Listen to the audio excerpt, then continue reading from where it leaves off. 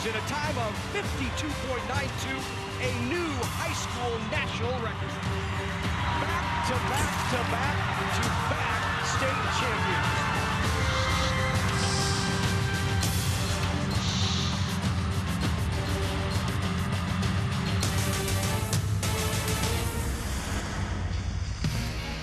NET Sports, Nebraska's home for championship sports, is live from Morrison Stadium in Omaha, Nebraska, for the 2015 NSAA Girls Soccer Championships. This evening in the Class B title game, it's Elkhorn South and Gretna. Hi everyone, I'm John Schutz along with Maren McCrary. Ryan Mix will join us a little bit later. Well, in this Class B title game, we've got two teams who are very familiar with each other. It's the fourth meeting, and I'm telling you, Maren, Elkhorn South is loaded.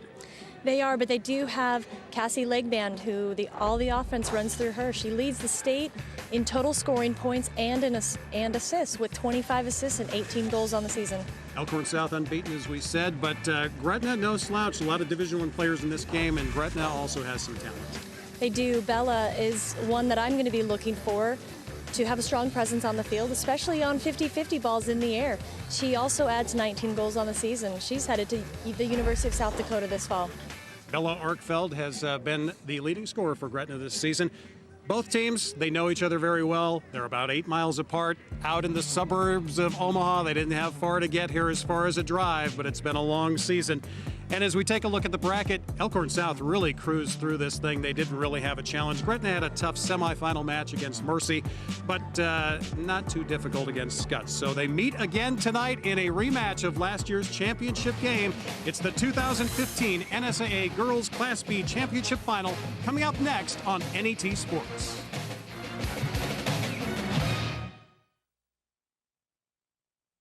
Whether it's spring planting, fall harvesting, or just a drive across the state, soy biodiesel helps a diesel-powered engine operate in a demanding job. Soybean oil from Nebraska soybeans makes biodiesel a renewable fuel that's also environmentally responsible.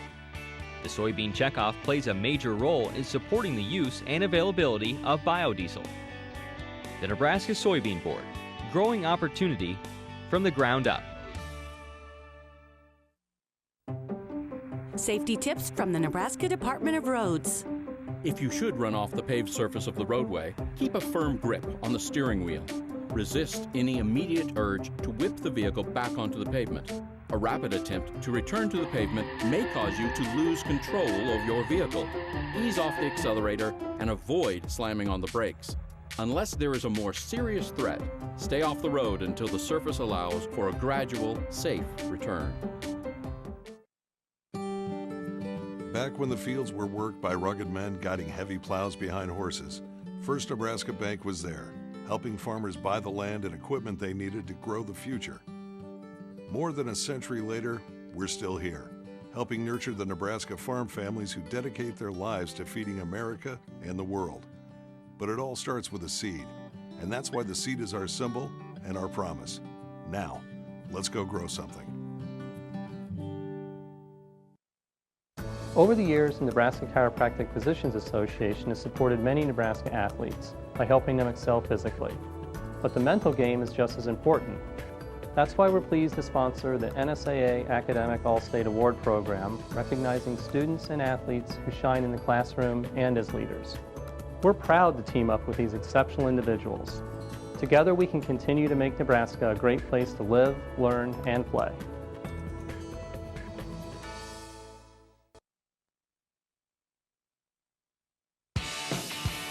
Coverage of the 2015 NSAA Girls High School Soccer Championships on NET is made possible in part by Nebraska's Soybean Board,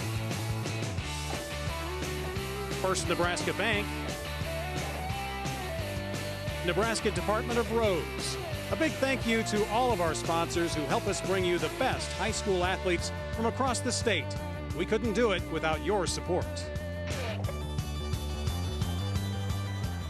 Welcome back to Morrison Stadium in Omaha. I'm Ryan Mix. Well, for the second consecutive year, the Class B state championship pairs Gretna and Elkhorn South. And if this year's game compares to anything remotely close to last year, we are in for a treat. Gretna won that game 2-1, but they had to do it in comeback fashion. The Dragons trailed 1-0 entering the final minute. The Dragons got a goal with 44 seconds left and then went on to win that game in overtime. Now Elkhorn South at 20-0. Many people consider this by far the best team in Class B. Some will argue this may be the best team in Class A. Now let's meet the ladies who will be playing this match. It's time for the player introductions, and for that, let's go to our public address announcer, Glenn Sisk.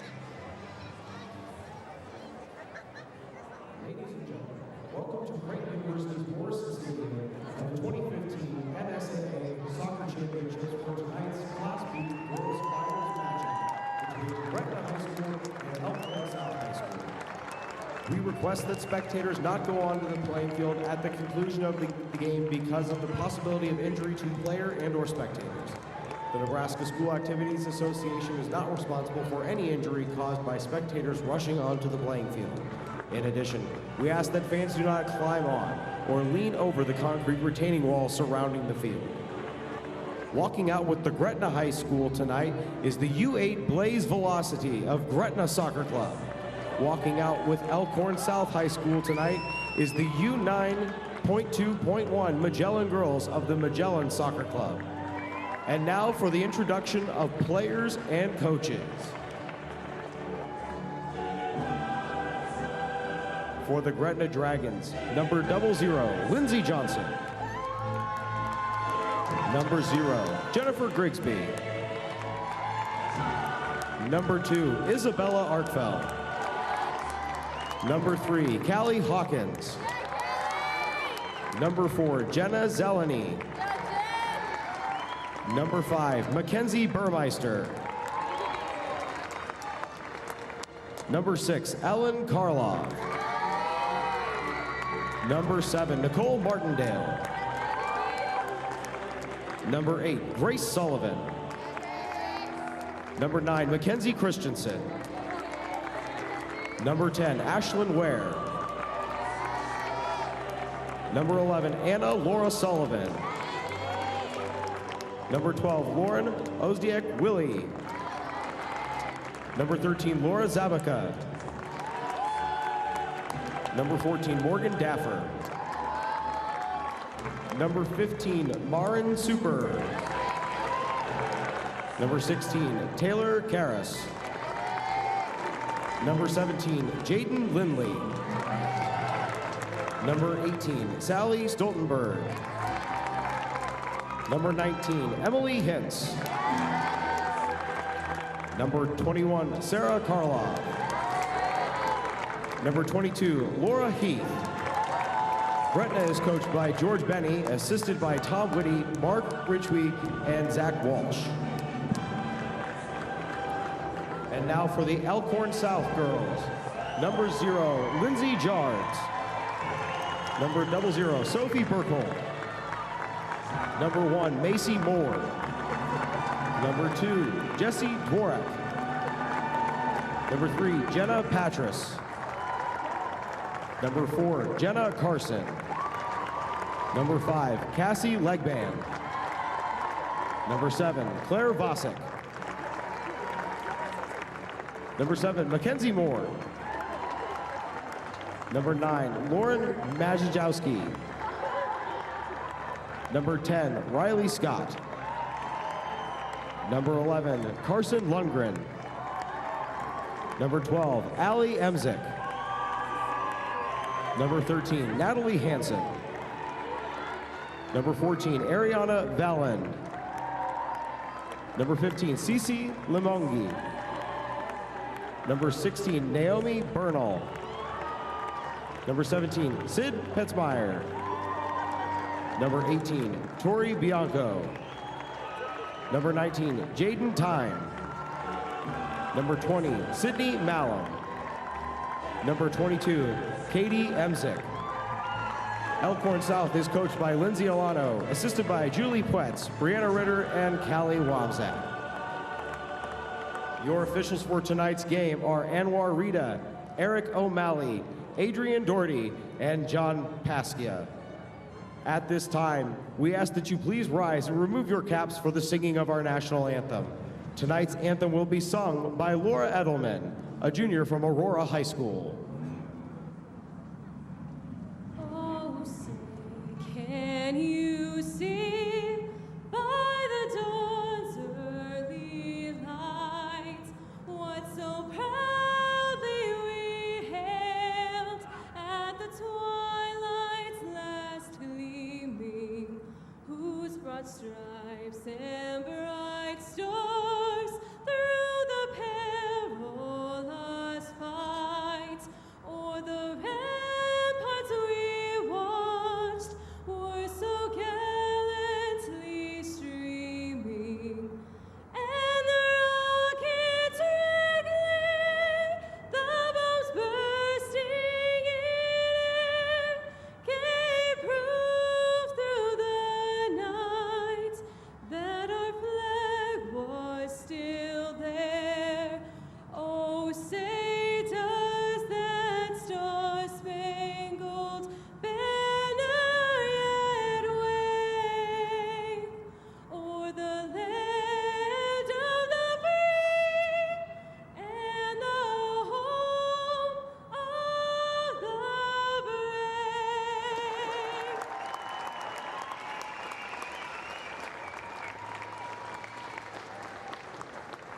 Respect and good sportsmanship are essential for high school athletics. The Nebraska School Well, a terrific way to get the night started. Laura Edelman, a junior out of Aurora High School, with our national anthem. Well, Maren McCrary joins me, and Maren, it's not a terrific night for spectators, but for players, not too bad. 47 degrees, not much wind. No, I'm sure they're loving this. This is great weather for playing soccer, and they don't have long sleeves on. The wind in the air, the chill in the air does not bother them one bit. Better than 98 degrees, I suppose. Absolutely. So the teams are getting ready for this Class B state championship. Again, as we have mentioned a couple of times tonight, these teams are very familiar with each other. This is their fourth meeting of the season. It's they met several times last season and in the state championship game last season. In fact, Elkhorn South has been in the last two state championships. And one of the things that we are watching with this team is, and they've talked about all season, is not just settling for early goals, because the last two seasons they've lost a one-goal lead in the last minute of the game and went on to lose the state championship. Yeah, I'm sure that's something that their coach has addressed without trying to keep it too forefront in their minds. They want to just focus on winning the game and finishing the game out. Well, the coach for the Elkhorn South Storm is Lindsay Aliano, and she has been, she played her high school soccer at Millard West, will be playing in the championship tonight. And Coach Aliano has a talented team, as we mentioned. They have outscored their opponents this season 111-6. You don't see that a lot in soccer. You sure don't. That's a lot of goals for any high school team in any high school season. So I expect them to have a very high-powered offense. 20-0 this season, and she teaches math at at Elkhorn South, which is appropriate considering all the scoring she had to add up this season. So. And for Gretna, the head coach is George Bainey. He's in his 6th season with the Dragons. He's taken them to state every year in the finals 5 of the last 6 seasons, championships in 2012 and 2014. The Dragons were also champions in 2003. You can't deny results. He's been able to find ways to win and even come from behind. I think that takes a lot of energy and guts from both the team and the coaches. He's got his work cut out for him tonight, because you can look at it a lot of ways going into a game like this. You've lost 3 times this season to this team, and yet you are the defending state champions. So, who's the pressure on tonight? That's a good question. I'm going to say the pressure's on Elkhorn South. I mean, I think Gretna, they're going to have a different strategy maybe than the times that they've played Elkhorn South before, and it'll be an interesting game. Watch NET Sports coverage of the 2015 NSAA Girls High School Soccer Championships on your smartphone or tablet. Watch NET Sports anytime, anywhere. Search for NET Nebraska in the App Store or download it free at netnebraska.org/apps. all over the world. So Gretna is going to kick it off here in this Class B Girls State Championship. And the wind is picking up a little bit. It'll be at Gretna's back, what little wind we do have.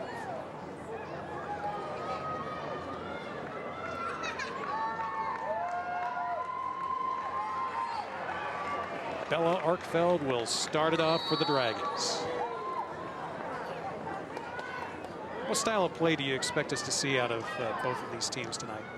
Well, with the number of goals that Elkhorn has scored, I'm really expecting them to, like I said before, have a high-powered offense. I think they're going to spend a lot of time in the offensive, on their offensive end of the field. Gretna, I would guess, if I was strategizing, I would guess that they would sit back a little bit more and play a little bit more defensive, at least to start out and kind of feel out the game. It's Ariana Wieland in the middle as Elkhorn South works the side. Riley Scott. That early up. shot. Yep. Shows us a lot. You can actually see Gretna already right from the get-go. We're kind of packed in there with one player up high. And as we look at the impact players for Elkhorn South, of course, Lindsay Tards is the goalie, 53 saves. And haven't done a lot of scoring against this girl lately. And Carson Lundgren, who is the leading scorer on this team, who has 4 players who score over 14 goals or more this season. Yeah, that says a lot about a team offense when you have that many players in double digits. And here's Lundgren. And that's off Gretna. Early corner kick opportunity here.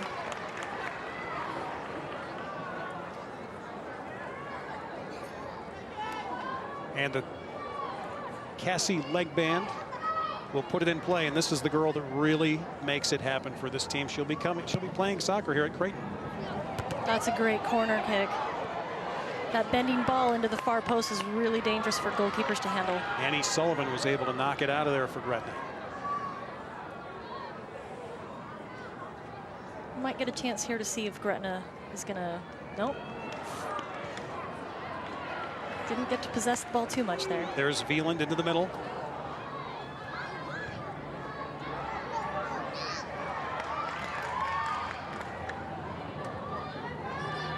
Lundgren to the outside now to Riley Scott, who works against Morgan Daffer. Yeah, that defender did a great job of helping her goalkeeper out on that corner kick there. It's Annie Sullivan, who will attend the Savannah College of Arts and Design. She had a lot of Division I offers, but she wants a degree in animation. Here comes Bella now. This is an opportunity for Bella Gretna. Arkfeld, and a nice job there by Tards. You could see the look on her face right after that shot. She wishes she could have that one back. And as we take a look at the Gretna impact players, we already told you Lindsay Tards, the keeper for Elkhorn South, was their impact player.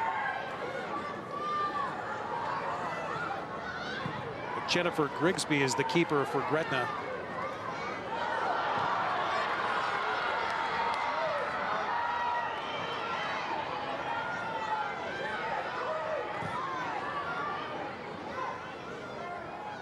To the middle, that's Ellie Karloff.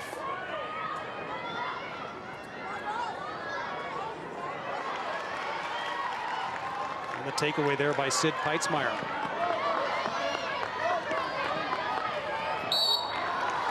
We got a whistle. Well, it'll be interesting to see how many more opportunities Gretna gets. That's a great look at goal that they had there, and hopefully they get some more opportunities. Callie Hawkins will put it in play for Gretna. She's another Division I player on the field here. We have a lot of Division I players on this field tonight. She's a junior and will be headed to Creighton. And there's the takeaway. Jessie Dvorak on the near side now to Lundgren.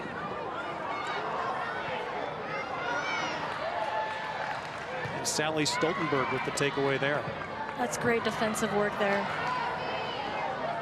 Very patient, technical defending. Gretna being patient. And that's Legman with the takeaway for Elkhorn South. And she's on the move. Very physical there. Annie Sullivan working against leg band.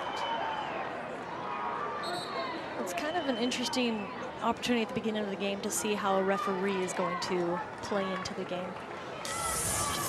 You want them to keep the game safe without making the game about them.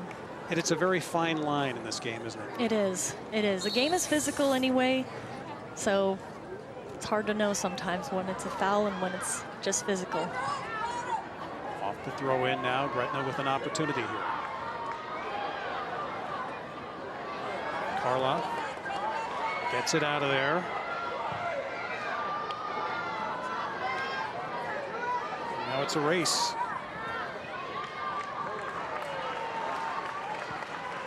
Well, you can see that Gretna's looking to find Bella up top, but Elkhorn South is definitely covering her pretty tightly back there.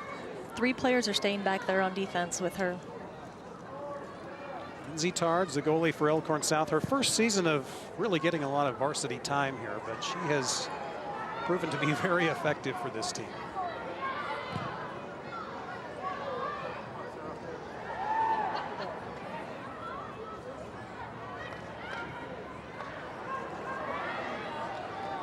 And we would expect, as coming into this game, as we talked about it, that a lot of time would be spent on this end of the field with Elkhorn South possessing the ball.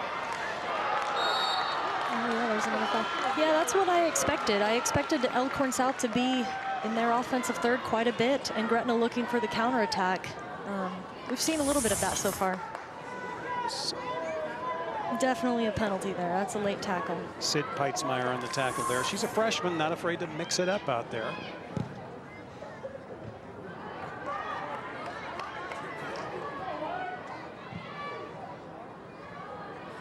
Callie Hawkins looking for somebody, and nothing there for Gretna.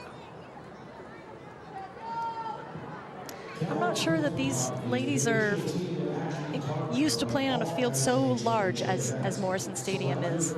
They're playing pretty narrow right now. And if you were giving them some suggestions, would you say widen this out a little bit? Absolutely, especially for Gretna. You know, they've got the 3 defenders on Bella. Once you play more into the width, you stretch that defense out a bit. It opens things up in the middle a lot. One thing about Elkhorn South, it's a team with some speed and some physicality. And, you know, if you look at it on paper, athletically, they might have a little bit of an advantage on Gretna. So how do you even that out if you're George Bainey? Well, I think he's done a little bit of it so far. I mean, I think if you come out being physical right from the beginning, you kind of set a tone that you're not intimidated and you're not going to back down. And I think I think we've seen a little bit of that so far. Here's Ariana Veland. She'll be heading to the University of Illinois. And for those of you who are Nebraska football fans, she is the daughter of former Husker Tony Veland. Spent some time in the NFL.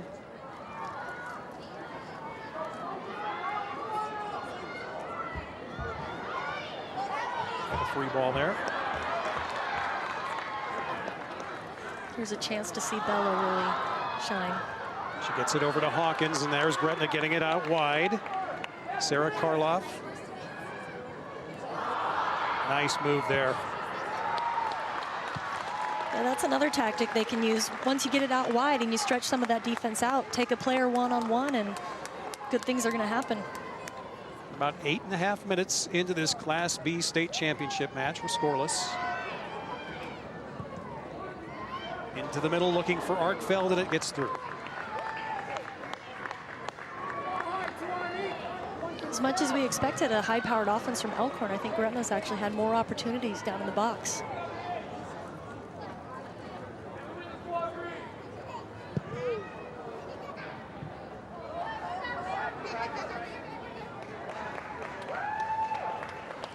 That will go to Gretna. How important is that when a keeper, you know, that kick, when you can't control that, you're putting the ball into play there? Yeah, I mean, it's important. I mean, you want to get, they often say that goalkeepers are the first line of offense, you know, so if they can give a good ball, then things can get going right away. Now into the Elkhorn South. Half, and Veland turns that one over. Mackenzie Burmeister. Taken away from behind there by Naomi Bernal.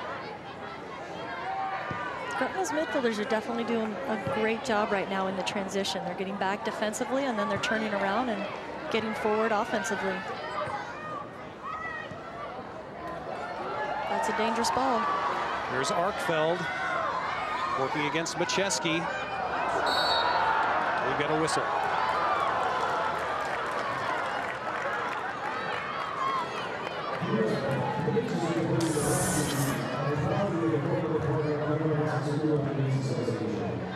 Yeah, that's the right call.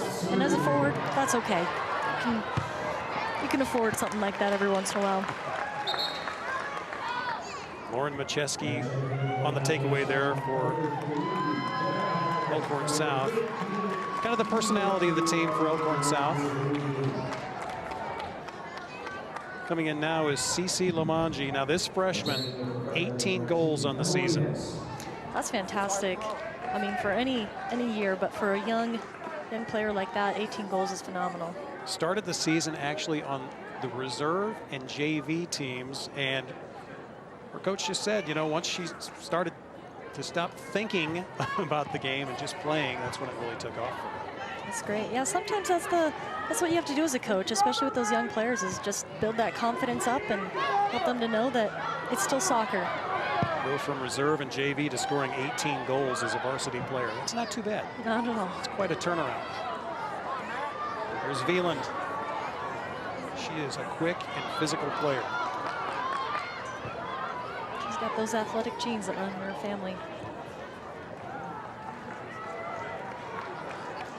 South working the side into the middle, and Grigsby corrals that one.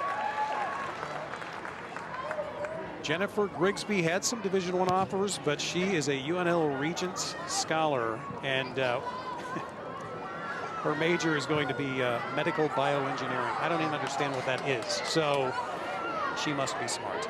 I think so.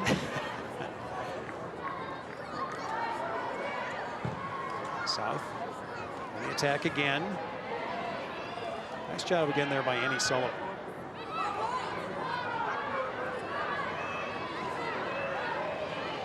Gretna's really starting to find a rhythm. They're getting more possession of the ball, and Emily Hintz loses control, and here comes Lundgren.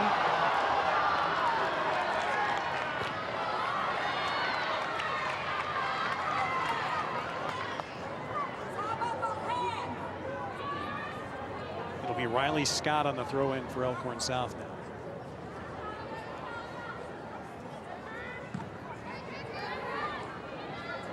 Lundgren took that one right in the midsection.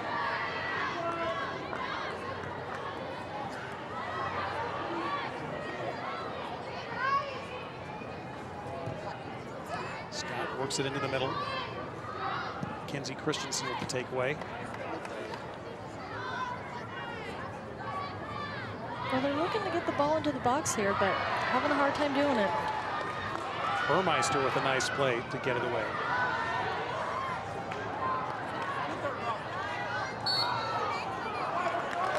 That call will go against Bella Arkfeld at Gretna.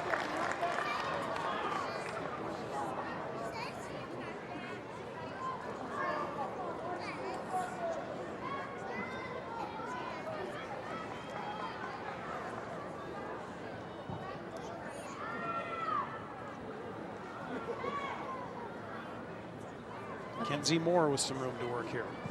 I think Gretna's confidence has grown a little bit. They don't have quite as many players back in the defensive third anymore. Well, Elkhorn South has trailed just one time this season, and it was to Gretna. Teams actually played very close games. One went to overtime. Another one-point game, one-goal game. Yeah, you can definitely tell this is a very evenly matched game so far. And this is a rivalry. Teams are not, these two schools are about 8 miles apart. And it's really for Gretna, the old rival used to be Elkhorn. Elkhorn South is a new school, and suddenly that has kind of taken the place of the Elkhorn rivalry.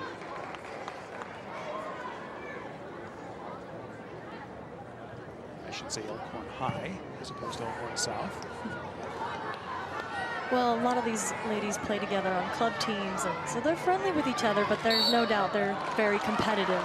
They all want to win. In fact, Gretna coach George Bainey actually has 9 of his club players are playing in this state finals tonight between classes A and class B. So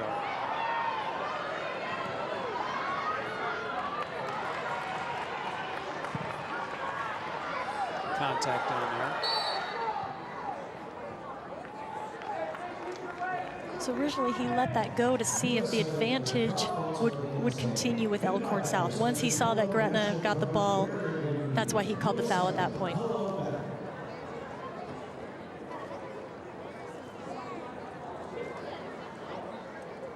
Just about 24.5 minutes to go here in the first half.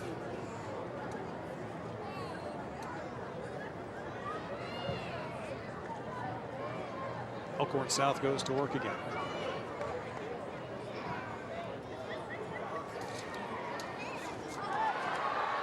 Veland into the middle. You got another whistle. This is a dangerous opportunity for Elkhorn South here.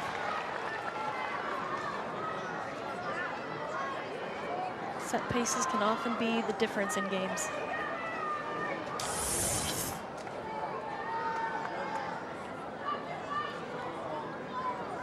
Well, Was it?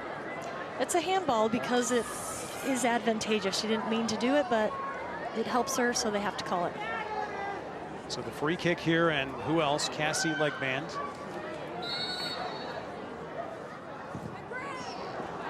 Hits it high and over the crossbar. She tried to put a little bit too much finesse on that.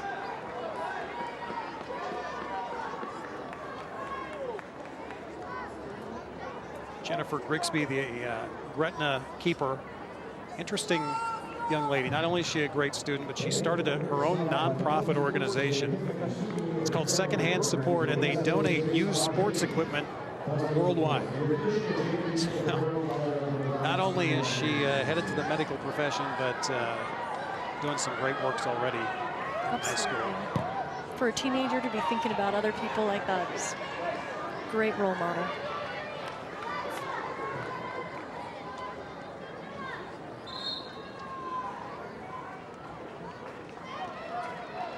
We've got some substitutions now for Elkhorn South. Jesse Dvorak back in the game. And number 16, Naomi Bernal. So we got a little break. Ariana Veland comes out and Carson Lundgren. So Hartfeld with you. Brief chance there. It was a dangerous dangerous goal kick for the keeper there. She kind of hit that right to Bella.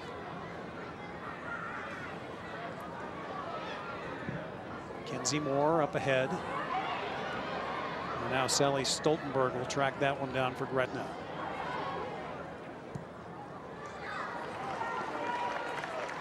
Sally Stoltenberg will be heading to Hastings College to play soccer. She's got a brother that plays soccer out there. She's also got a much larger brother who plays on the line for the University of Nebraska, Nick. A lot of athletic genes, like you said earlier. Now into the game for Gretna, Jenna Zeleny, number 4, and Jenna Zeleny has been a player who came along late in this season. She really didn't get a lot of playing time until the last couple of weeks, and she has been on fire here. A goal in the first game of the state tournament for Gretna, and then 2 assists in their second game. She's peaking at the right time is what it sounds like. And her cousin was the player last year who scored the tying goal in the last, with 47 seconds left in the match against Elkhorn South in the championship game, which sent it into overtime, and Gretna later won. So the Zeleny name is not one that they like at Elkhorn South very much. Well, I'm sure she's looking for some of that magic tonight.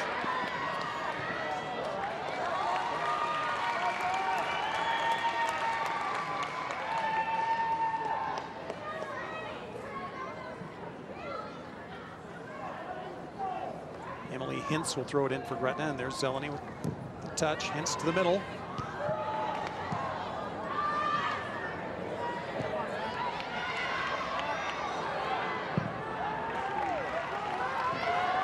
South clears.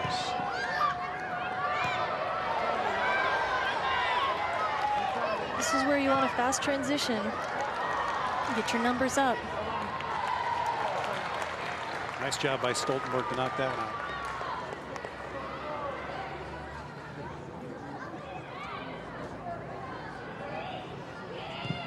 Dvorak to the middle. Marin Sapir knocks that one out of there with the header.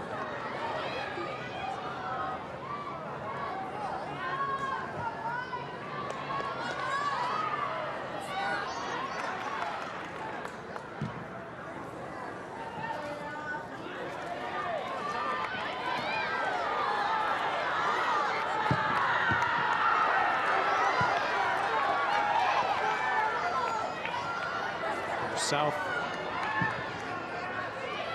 with a brief chance.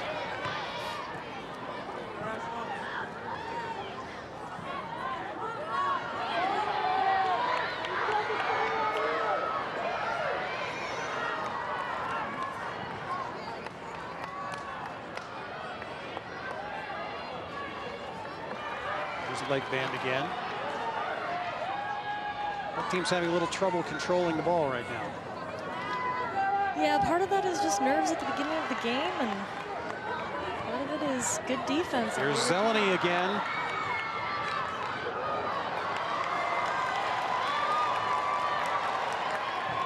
And a takeaway there for Riley Scott.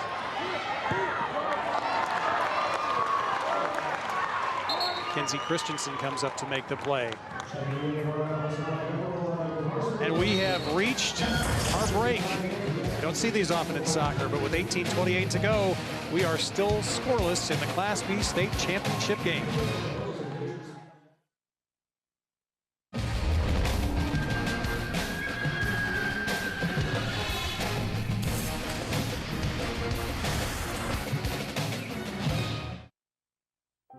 Hi, I'm Emily Nash, NET's Early Childhood Education Specialist. NET's Ready to Learn initiative focuses on at-risk children using recognizable PBS characters to deliver research-tested materials. Ready to Learn has been shown to increase vocabulary in low-income children by 31%. Your support allows PBS Kids programming and NET's Ready to Learn initiative to educate young Nebraskans. Thank you. It's called the Big Empty, a sagebrush wilderness so vast it resembles an ocean. It's spring, and suddenly the sage is a sea of possibility, big and wild, and anything but empty. Wednesday night at 7 Central Time on NET1. Welcome back to Morrison Stadium. I'm Ryan Mix alongside Tony Vila. Now, Tony, you get to watch your daughter play. What's that like for you? It's a privilege. Just blessed to have a daughter who's athletic and who has been involved with a really good school, has a really good team, really good coach. She's been a part of the varsity for the last 2 years, and you know, I'm sitting here on pins and needles and really excited because they've been in this situation for the last couple of years and haven't been able to bring home the goal. So I'm hoping they can get it done today. Husker football fans know you pretty well. You won 2 national championships for the Huskers. So having that success as a player and watching your daughter come so close, how tough is that for you? Well, it's real tough considering that they work their butts off all year. They don't complain. They just do what they're supposed to do. And then they have all that success and then get to that end game and then don't, you know, quite pull it off. So that's really hard. But my daughter is really determined, and the rest of the team, they play their roles really well. And I'm sure with all the success that they had this year that they're going to pull it off today. Up here on the concourse, do you do that so you can pace around up here instead of sitting down? Yeah, I can't be sitting down, man. I got to be able to move around. I got to be able to see the whole field. And if I, need to go back there and say a couple, bad words, I'm away from everybody else. So it works out pretty well. All right, John and Marin, Tony Veland, one of the Husker greats on defense, and getting to watch his daughter out here as you guys have touched down a lot of very athletic girls out here. Careful down there, Ryan. Tony Veland would light you up when he was playing. He played in the NFL for the Broncos, and like you said, 2 national championships at Nebraska, a key player in those great years for the Huskers. Now, we're coming out of a timeout, Marin, and that's not something we usually see in soccer, but George Bainey had the benefit in the semifinal match against Scott to have a lightning delay in the first half. It was a scoreless match. he made some adjustments. Gretna came out, scored 2 quick goals, and really put Scott away there at that point. So, you know, for a coach to be able to do that in soccer, it's kind of unusual, but I'm sure they enjoy the benefit of that. It is unusual, but yeah, as a coach, I would sure appreciate that every once in a while. Have a little break in the middle of the first half, make some adjustments. Here's what we're doing wrong, and here's what we're going to change. So, yeah, you know, you take that for granted in a lot of sports, that's just something that you can do. Yeah, so much of soccer is teaching them during practice so that they can make their own decisions during the game. So every once in a while, when you get an opportunity like that, you're gonna take advantage of it and make the adjustments that you need to. We were able to see both coaches talking to different players and making some of those adjustments during that whole timeout. Here's Lundgren working it over to Bernal, and then Stoltenberg. A lot of hand fighting there.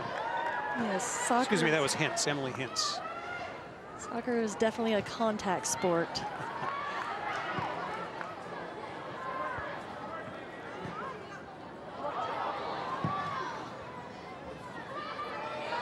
Ball in the middle.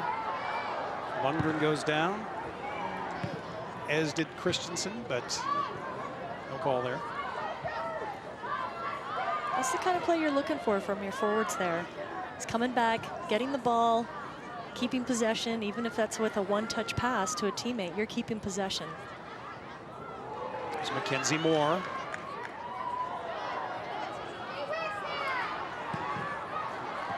Annie Sullivan working hard against her. Elkhorn South still really looking for a good opportunity on goal. In for Gretna, Nicole Martindale and Morgan Daffer. Emily Hintz will come out along with Mackenzie Burmeister.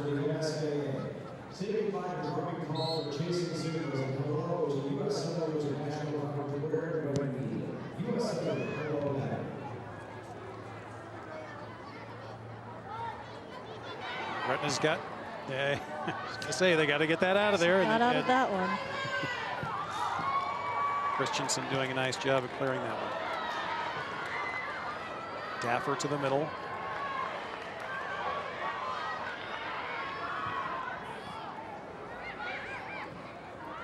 Gretna's really struggling to have any possession in the offensive half right now. I would expect to see some adjustment with that fairly soon, if not in the second half.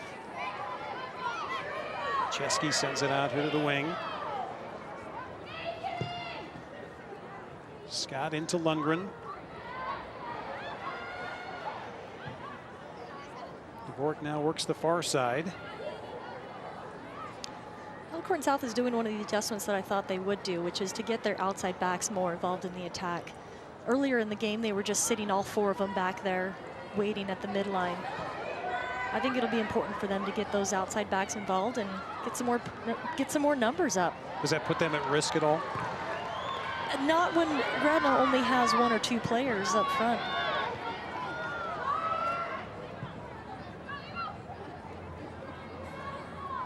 Gretna's had 9 players in their defensive third, keeping just 1 player up top. So I don't think you need 4 defenders to mark 1 girl.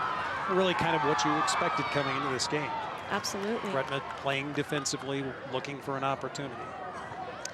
And that's working for them so far. I mean, Gretna's had some great opportunities, and they are keeping their net clean so far. Elkhorn's only real good chances have been on set pieces. Here comes Jessie Dvorak. Young lady who had an ACL injury 2 years ago, came back strong. You can see it. Lamanji had a shot. Lundgren will take a shot.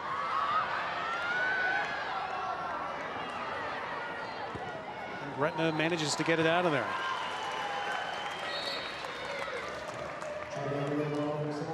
Yeah, Gretna did a great job defending there. It helps that they have 8 players in the box there against 2 Elkhorn South players trying to find a shot. Ariana Veland and Tori Bianco into the game now. A little more scoring in the game.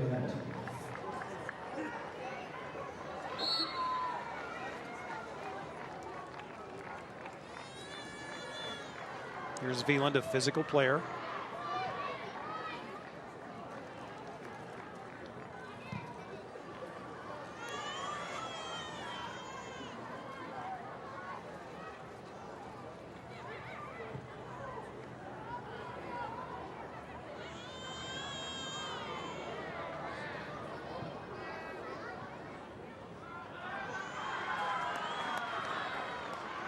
I would think Coach Benny would want to get Bella back in the game there. Without her up top there, they haven't really had any good chances. Here comes Lundgren again, and she takes a hard fall, working against Marin Sapir.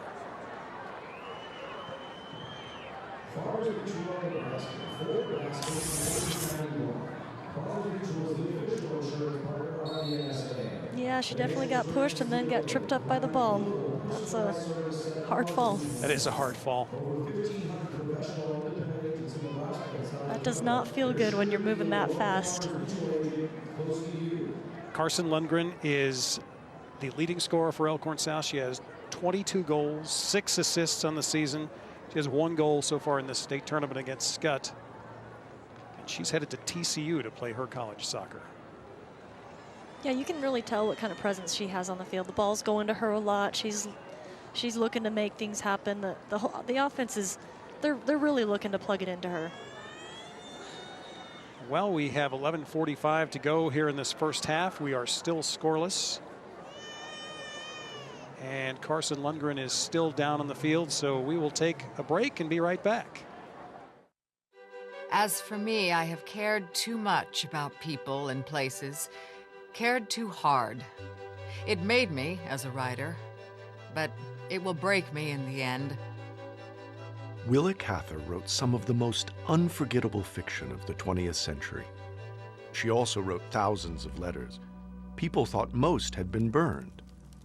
Not so. That letter is one of the primary pieces of evidence that Cather loved women. I certainly hope that the person to whom I addressed such letters in college didn't keep it. And he said as a joke, oh, I didn't know she wrote in Arabic. Because he just couldn't read a word of what she said. Hastily to catch the mail, yours, Willa Cather. Coming soon to NET1.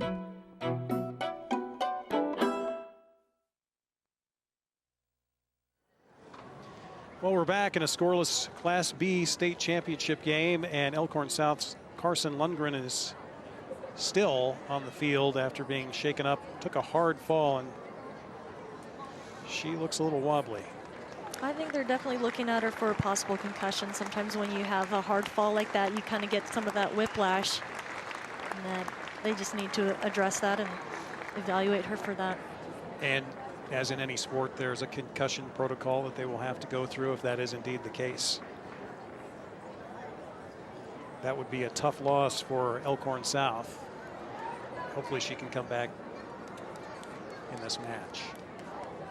Yeah, hopefully she can sit down, get a drink, and figure out if she's all right. She'll be an important component of this game, I think, if she comes back in. Well, obviously they look to her a lot. She scored 22 goals this season. And great at analyzing the game, according to her coach. Has great footwork, and she is very, very wobbly right now. Yeah, she is.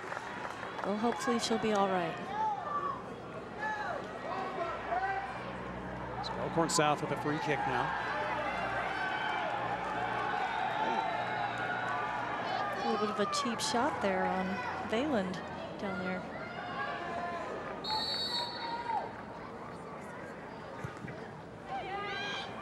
In the middle, and Grigsby handles it for Gretna. That was too easy for Grigsby. She didn't have anyone from Elkhorn South challenging her for that ball. Grigsby sends it. Elkhorn South controls now.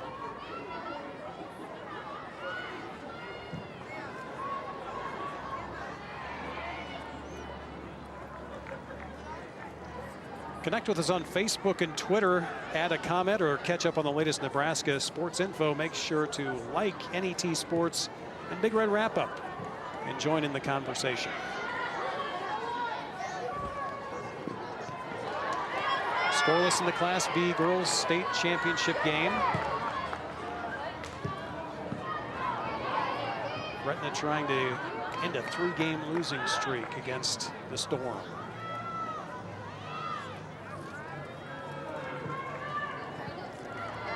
Well, it'll be interesting to see how Elkhorn South handles Lundgren leaving the game.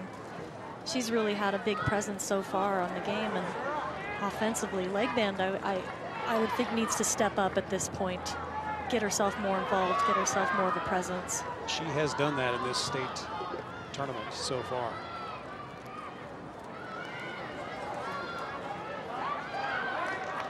And here's Legband, just as you called it, working it down the side. The ball goes out off her.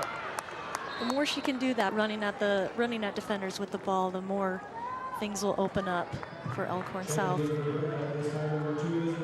Into the match now. Here comes Isabella Arkfeld back in for Gretna, along with Mackenzie Burmeister. Between the two of them, it's 26 goals on the season for Gretna.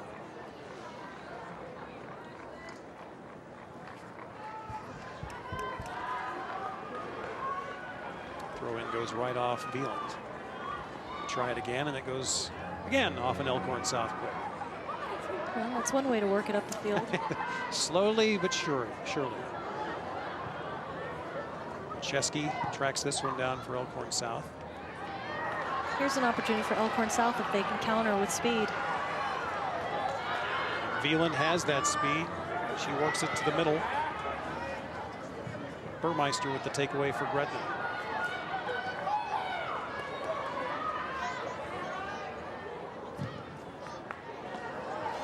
Kinsey Christensen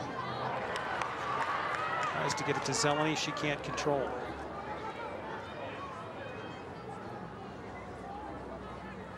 And Sapir sends this one out to give Gretna a chance to reset.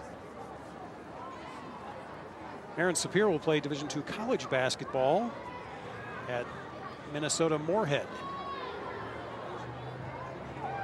So this kind of weather is not going to bother her at all.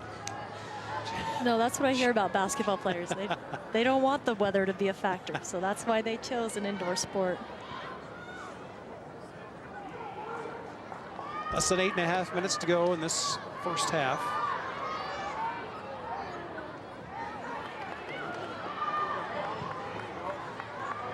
Gretna will try and set it back up again.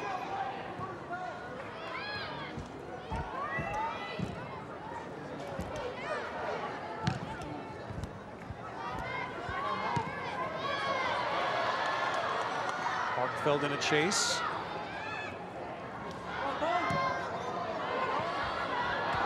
To the middle, off the head of Macheski. Here's Arkfeld for Gretna. Wieland did a great job getting back to help on defense there. And I think this is a point in the game where you really want to see someone step up and kind of take this game and put it on their shoulders and say, I'm going to make this happen. You know, make a mark right before halftime. There's Burmeister. She too is going to the University of South Dakota. Two-year captain.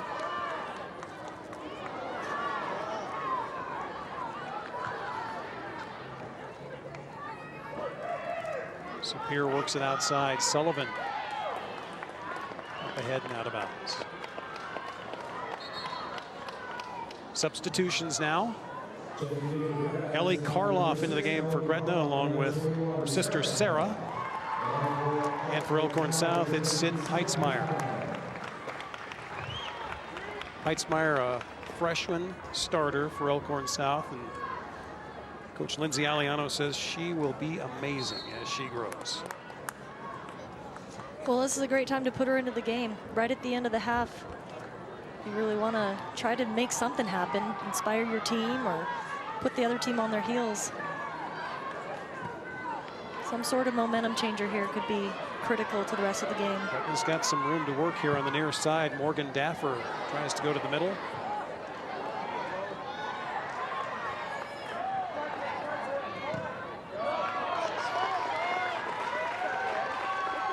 Tori Bianco sends it out of bounds, and Gretna will have another chance here.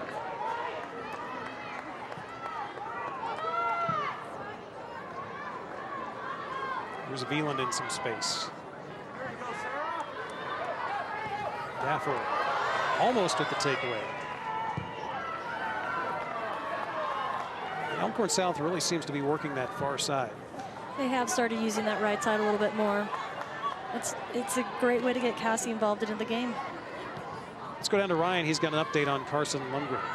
Yeah, guys, unfortunate situation here for the Storm. Their leading goal scorer, Carson Lundgren, will not return this game. As you mentioned earlier, she was shaken up with a head injury. It appears to be a concussion, so she's lying down on the bench now and has some ice on her head, taking some water, and she will likely remain out for the remainder of this game. Well, that's unfortunate for Elkhorn South as a team, but also for Carson Lundgren. Yeah, that is terrible. Hopefully she'll have a quick recovery. I would think Elkhorn South can recover. I mean, they've had plenty of players scoring in double digits this season. Well, with the loss of Carson Lundgren, you lose a player who had 7 game-winning goals for you. She had 22 goals, 6 assists. And I think the game-winning goals, I think that's a big key. That's a big loss right there. She's somebody who can find the net when it really counts, when you absolutely need it.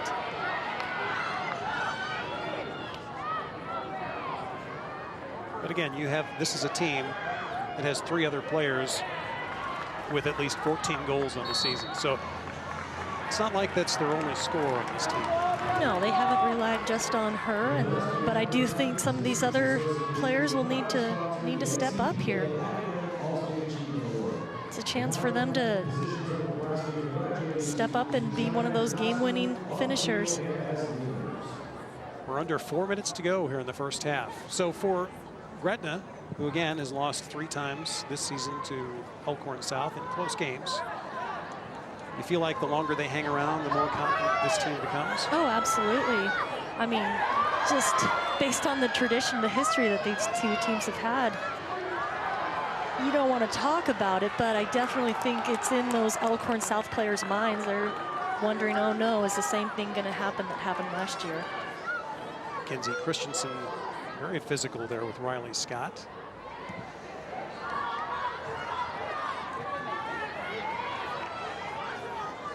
So Gretna's made an adjustment. They've moved Bella back from being the high forward and hanging kind of out up by herself. Dropped her back into the midfield a little bit. I think that's a good adjustment. Need to get her involved more in the game, and I think she was stuck up there by herself, not getting enough touches on the ball earlier. Tards flags that one down for Elkhorn South.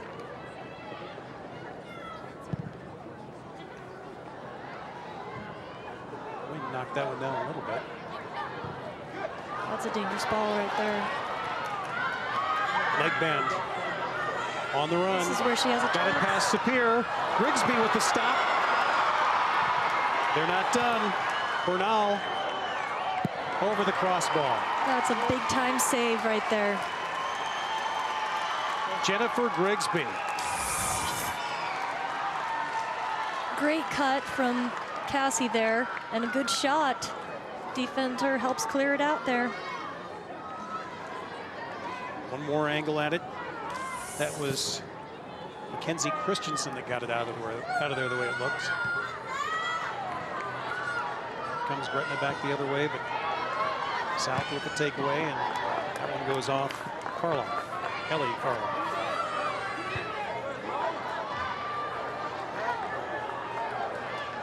Grigsby was a great position for that shot. Had no trouble with it.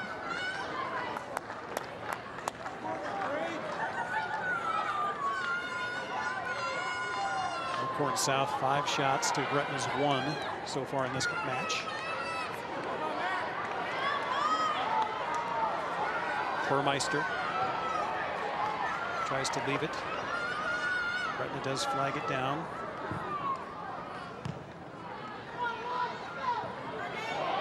There's a handball. Definitely a handball there. Help to bring that ball down.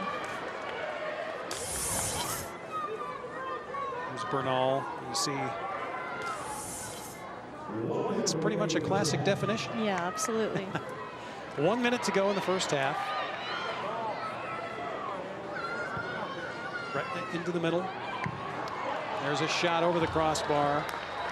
Callie Hawkins little high on that one.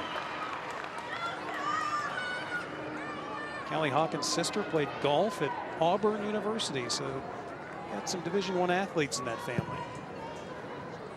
George Bainey calls her the most technical player he's ever coached. It's a great compliment. You can see the strong left foot there. But as he says, she's very proficient with both feet. Well, every player is going to have one side that they favor. So the final seconds of the first half ticking down, and we're right where we started. Elkhorn South 20-0 on the season, 0. The Gretna Dragons 16-4 on the season, also 0.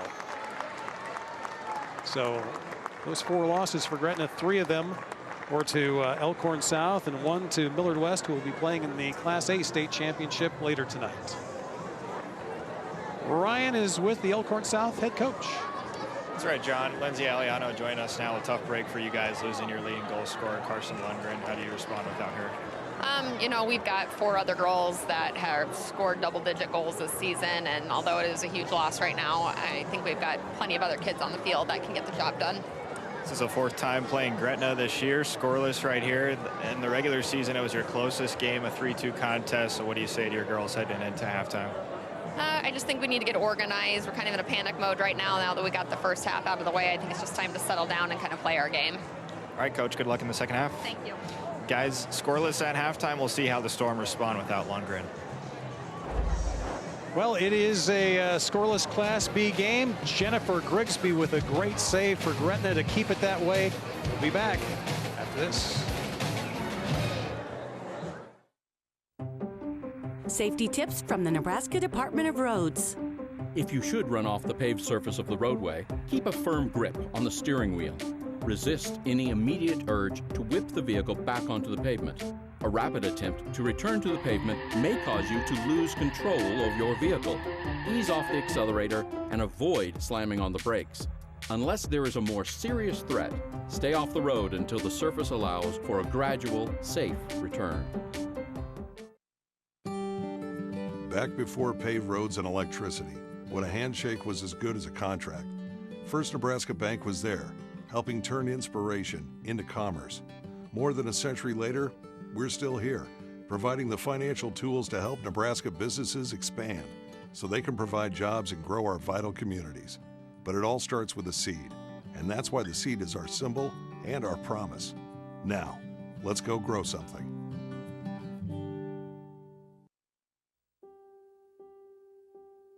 Risk management surrounding head trauma and concussions is a priority of the NSAA. When in doubt, sit them out. Some common symptoms of concussions are dizziness, confusion, and nausea. The NSAA requires coaches in all sports to take a concussion course annually. For more information regarding concussion management and return to play protocol, visit our website, nsaahome.org. When in doubt, sit them out. You have many options to gather information, but when it comes to in-depth, thoughtful reporting on Nebraska news, your best option is NET News. Turn to NET News for our daily signature story as we examine important issues from state government to education to the arts and beyond. Listen to NET News Signature Story weekdays on NET Radio and online at netnebraska.org/news. NET News. There's more to the story. Welcome back to Morrison Stadium in Omaha. I'm Ryan Mix, scoreless in the Class B state final. Joined alongside Assistant Director of the NSAA, Ron Higdon. Ron, it's kind of crazy. This is May 19th, and we're wearing sweatshirts here. Speak a little bit about the weather challenges we have had here at state soccer. It started with district soccer, and we had terrible forecasts throughout the 30 different district tournaments that we had across the state. And honestly, we only suspended one game out of those 30 different tournaments. So that was pretty lucky. We came to this week looking at some pretty severe weather coming our way, and honestly, we've only had 2 lightning delays in the games, and past that, we played in a little rain, and unfortunately, it's happened usually during the girls' games. The guys have had pretty good weather, and hopefully we can get through tonight without any more rain or weather issues. That's right. Don't have any wood to knock on, but we hope the rain stays off. Now, Ron, a lot going on here with the NSAA this week. We have state baseball, state track and field next week, and then we have girls tennis and boys golf. So a busy week for you guys. It's very busy. This 3-week stretch for us is probably one of the busiest times back-to-back championship-wise. As soon as our soccer championships are done, we are already overlapping with baseball. We go straight into our tennis championship, which overlaps with track, and then we come back the next week and finish up with golf. So again, we're hoping for nice weather, and usually within this 3-week period, we at least have some luck and get some good weather. So hopefully us getting through this iffy weather, they'll have some nice weather for the rest of them. Yeah, normally about 30 degrees warmer, but we still have a great crowd out here at Morrison Stadium, and really the last few soccer championships out here at this great venue, we have had awesome crowds. Can you just speak on behalf of the popularity of soccer growing here in Nebraska and really the fan interest too? Absolutely. You know, through the years, we kind of had a spike in attendance the year that we had a great Class A boys game in South and Prep, but past that, if you take that out of the mix, we've continued to grow every year. This year, having NET put it on TV makes a big difference, and just the exposure that it's given us as a soccer community helps grow it. The World Cup viewing was great. I mean, it continues to grow across the nation, and especially in Nebraska, we're having a spike in interest and viewership and participation, so we're excited about it. Well, Ron, you're in charge of putting on this soccer tournament. A lot goes into this, so give us a little insight, maybe one detail that the general public isn't aware of something that goes into putting this tournament on. Well, I have a lot of help. You know, it's not just me. We organized throughout the year to put this on, and we couldn't do it without the volunteers that we have, and the list is endless with people that help us out, from our field managers to ticket sellers to ticket takers and gate guards. So for a 6-day stretch, that's a lot to ask for people, especially volunteers. So we're very grateful that we have partnered with OPS, and they've helped us supply some of those people. And as we move forward, people that want to get involved are coming out of the woodwork at all times, and we welcome anybody that wants to help. We never turn down good help, right? So I have a lot of help, so it's not just me.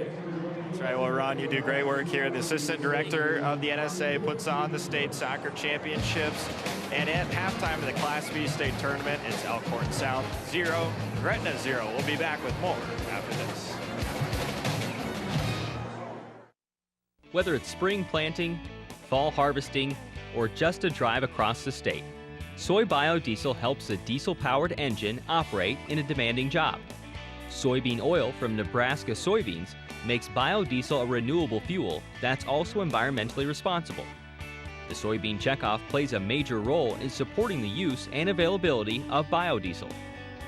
The Nebraska Soybean Board, growing opportunity from the ground up. Back when the fields were worked by rugged men guiding heavy plows behind horses, First Nebraska Bank was there, helping farmers buy the land and equipment they needed to grow the future. More than a century later, we're still here, helping nurture the Nebraska farm families who dedicate their lives to feeding America and the world. But it all starts with a seed, and that's why the seed is our symbol and our promise. Now, let's go grow something.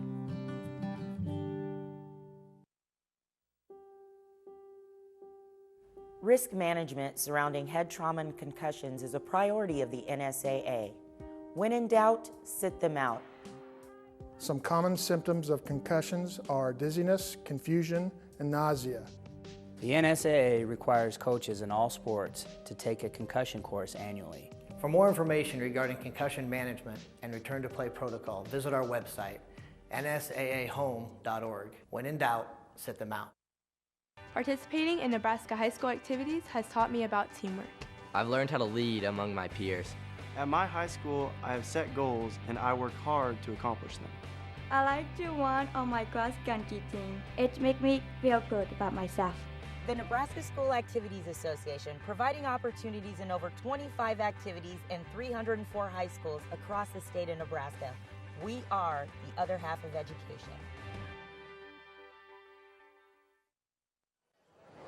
Well, welcome back to Morrison Stadium. That's Omaha Mercy accepting the Class B Sportsmanship Award tonight. So Mercy was here at the state tournament, lost to Gretna in the first round.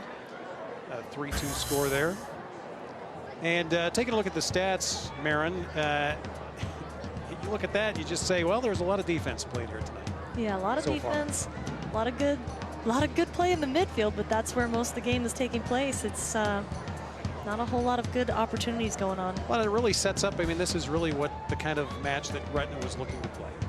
Absolutely, this was their great game plan. Come in and play good defense and start out dropping in a little bit, and you've seen through the game they've gotten a little more confidence and sending a little more offensive players up top.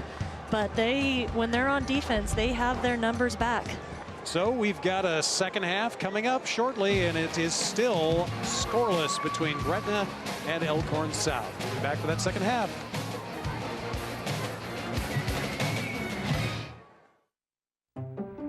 Safety tips from the Nebraska Department of Roads. If you should run off the paved surface of the roadway, keep a firm grip on the steering wheel. Resist any immediate urge to whip the vehicle back onto the pavement. A rapid attempt to return to the pavement may cause you to lose control of your vehicle. Ease off the accelerator and avoid slamming on the brakes. Unless there is a more serious threat, stay off the road until the surface allows for a gradual, safe return. No matter how you look at it, animal agriculture helps Nebraska's economy. The livestock industry provides increased tax revenues for schools and community services. Livestock enterprises also create jobs while contributing to existing businesses such as local banks and grocery stores. A thriving livestock industry helps maintain our current way of life, but also provides opportunities for the next generation of farm families. The Nebraska Soybean Checkoff helps to raise awareness of the importance of animal agriculture to Nebraska. Over the years, the Nebraska Chiropractic Physicians Association has supported many Nebraska athletes by helping them excel physically. But the mental game is just as important. That's why we're pleased to sponsor the NSAA Academic All-State Award Program, recognizing students and athletes who shine in the classroom and as leaders. We're proud to team up with these exceptional individuals. Together we can continue to make Nebraska a great place to live, learn, and play. Welcome back to Morrison Stadium in Omaha. Joined alongside Gretna head coach George Bainey. Coach, scoreless at half. How do you feel like your girls played? Good. We had an really fantastic first half. Did what we wanted to do, neutralize their potent attack. So all in all, I'm pretty happy. Really nothing new for you guys. This is your 14th consecutive appearance at state. The girls feel pretty composed right now. Definitely. Girls feel definitely composed. Definitely came to play some football today. All right. Should be an entertaining second half. John and Marin. Thanks, Ryan. And Elkhorn South will start this second half. Takeaway there by Sullivan. So, as we talked about, that's Coach Bainey kind of confirming, hey, this is we got them right where we want them. Yeah, I think this was all part of his game plan, and it's working so far. Still scoreless.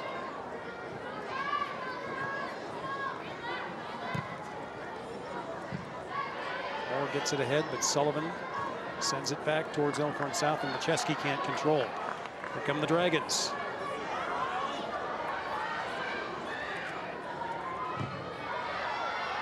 Ellie Karloff working against Mackenzie Moore.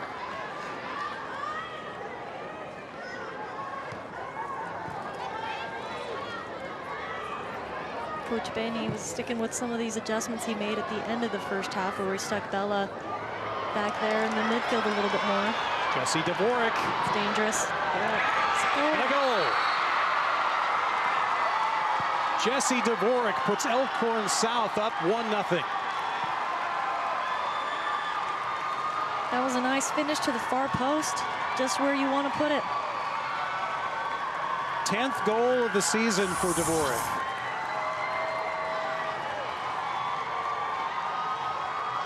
She did a great job there, side netting, opened up her hips right at the last moment so the goalkeeper can't read where she's shooting. Finds the far post. It's a tough position to be in as a goalkeeper. That is very tough. That's a one-on-one situation. A goalkeeper has a lot of goal to cover in that situation, and she did the best job she could, but that's a nice finish. So Elkhorn South responds after losing their leading goal scorer, Carson Lundgren, to a concussion. And that's what their coach talked about. They have plenty of players who can find the back of the net. Here's leg band now. This is something that Lindsay Aliano talked about with her team after losing state championships basically in the last minute of the last 2 seasons. Didn't necessarily talk so much about, hey, let's not lose the state championship in the last minute. It was, hey, we get a goal, we keep playing, we get more goals. Leg band to the middle on a corner kick. And Grigsby, it's a nice play. Yeah, I'm sure that's one thing that Elkhorn South has talked about a lot is, okay, once we score, we can't just sit back and play defense and try to ride it out. We need to keep attacking, and best defense is a good offense.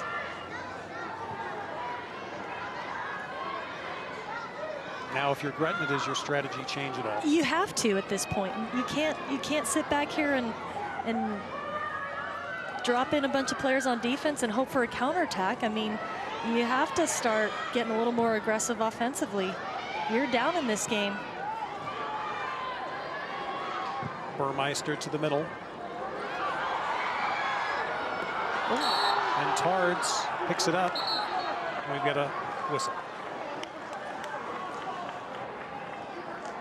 And sometimes making that adjustment on when you've played a kind of a defensive strategy. Well, let's watch this real quick. Morgan Daffer going in and making contact with the goalie. Yeah, a little bump.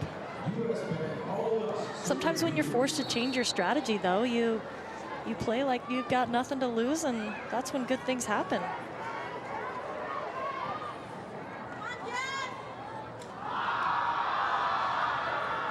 Gretna's definitely got the ability to tie this game up.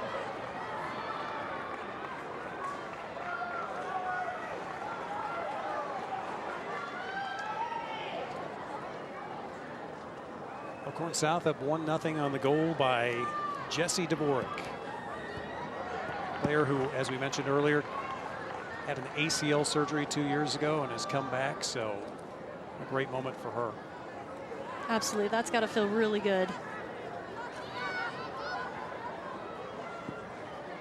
Those months of rehab, not moments, those months of rehab can sometimes get tiring, so glad to see her do that, have that moment. That one's off Elkhorn South.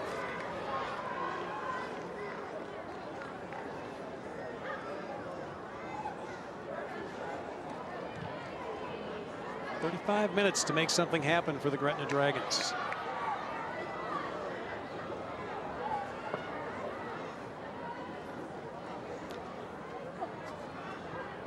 Given their history, you would not expect Elkhorn South to start playing defensive. No, they're an offensive-minded team, and like I said before, I mean, your best defense is a good offense. There's no reason to change that up at this point. Keep attacking, keep the ball down in your offensive half, and Gretna is going to have a hard time scoring. They've now outscored their opponents 112-6 on this season. Now, 3 of those 6 goals have come from Gretna.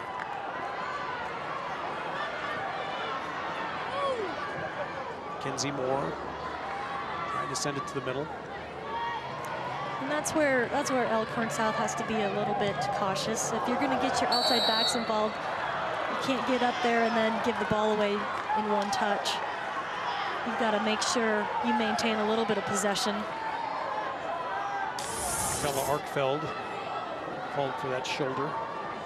Yeah, definitely a late shoulder push. She's playing hard. She wants this. Now, you never did that at BYU, did you, Marin? Come on now, honest. Yes, I have too many times to count. Well, you don't get to be a 2-time All-American, right? If you don't play aggressively. Here's Veland. Kinsey Christensen got it out of there for Gretna. Now you can kind of see Elkhorn South pushing, and trying to get that second goal. Yeah, they're definitely, you've seen their confidence grow just in the last few minutes since they scored, and I think they're starting to feel that good rhythm. You sense a team that does not want that last minute loss happen to them. No, I think they really feel like, hey, this can't be a 1-0 game going into the last couple minutes. I think they're really, in their mind, they're thinking we've got to get a second and maybe a third. And the game has gotten a lot more physical now. It sure has. Several fouls just in these first few minutes. Emotions start to get a little bit higher as the game goes on. If one team gets down, they're more willing to foul to get to the ball. Once again, Cassie Legband will set this one in motion.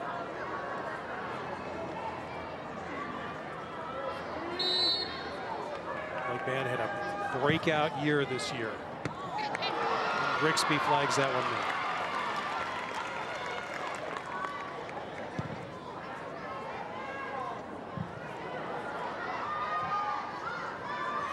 Harkfeld heads it over to Zeleny. Excuse me, that's Karloff. Ellie Karloff. Daffer now in a foot race to the corner. That's great work, getting up front, getting up top, getting some offensive work for her team. And Jaden Thiem, who will play volleyball at Northern Kentucky, knocked that one out for Elkhorn South.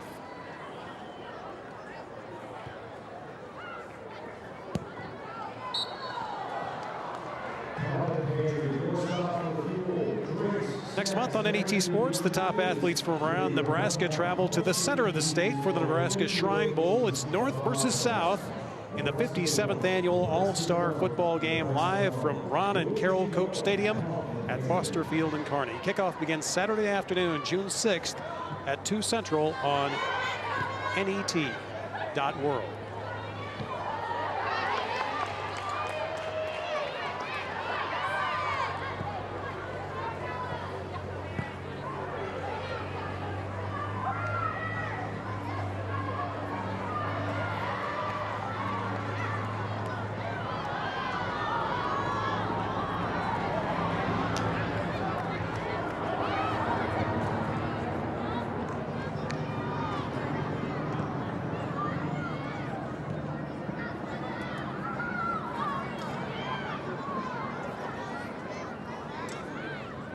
South content to work it around now.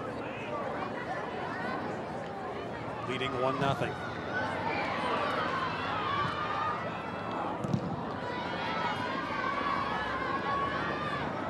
Harkfeld can't control. There's Veland. Elkhorn South has done a really good job in this second half, just stretching that defensive back line. There's almost 5 defenders back there most of the time defending, and they're using Dvorak over there on the left side to stretch that field a little bit, stretch those defenders out, and it's opening things up in the middle. Moore down the sideline. That's out on Gretna. Into the game now for Elkhorn South, Janae Hatris.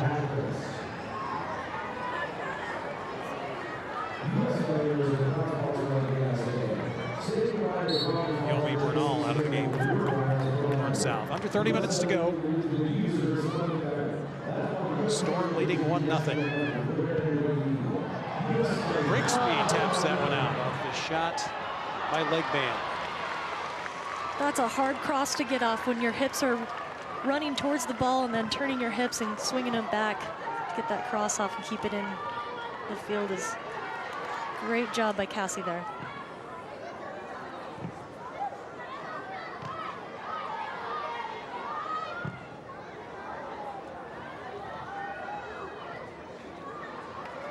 Daffer loses that one to Dvorak. Ahead, Legband can't track it down, or can she? She does in the corner.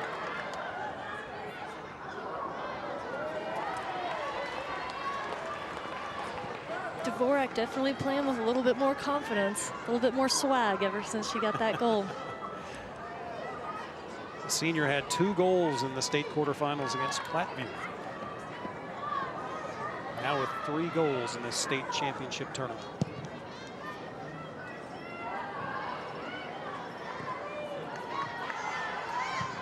Definitely something to be said about being a senior and having that experience, and she's been in these state final situations before. She's seen it. She felt it the last couple of years and felt what it's like to lose, and I don't think she wants to experience that again.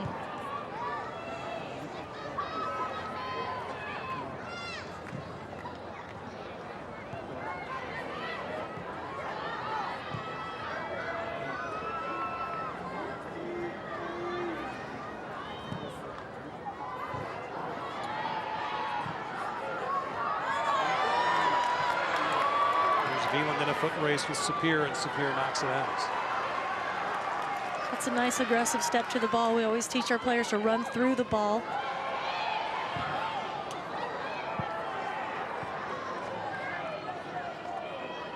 Veland did a nice job coming off of that ball off the bounce and just running through it, letting it hit her body and carrying it through. Mackenzie Christensen made a nice play back there defensively for Gretna. Into the match now for Gretna is Nicole Martindale. Mackenzie Burmeister will get a rest.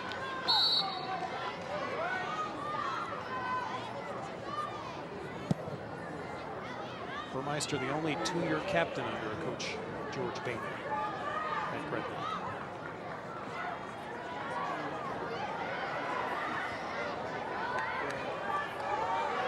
Sarah Karloff with some fancy footwork there for Gretna.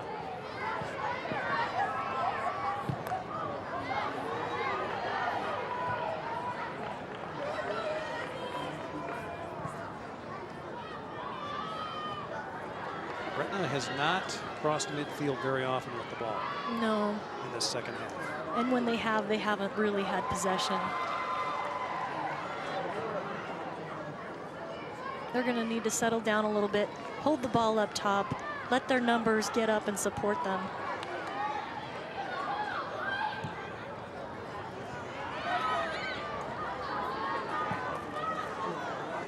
But maybe they're not concerned at this point. Maybe they're not, you know, ready to It's not panic push. time yet? No, it's not panic time yet. They've got plenty of time. I would imagine when we get to 10 minutes left in the game, if it's still 1-0 at that point, I can see Coach Bainey making some adjustments to get some more offense up top. At this point, stick with the plan that you came in with. Keep it close. I don't think he's going to mind at all if it goes to overtime or even a shootout.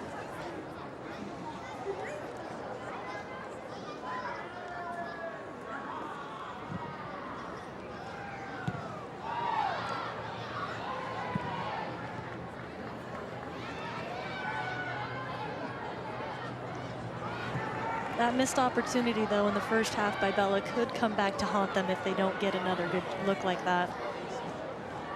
I believe, if I'm not mistaken, Gretna still with only one shot on goal. One good, solid shot on goal. Yeah, I would say one good, solid shot. Peitzmeyer working for Elkhorn South. Sapir knocks that one away. Aaron Sapir, strong player.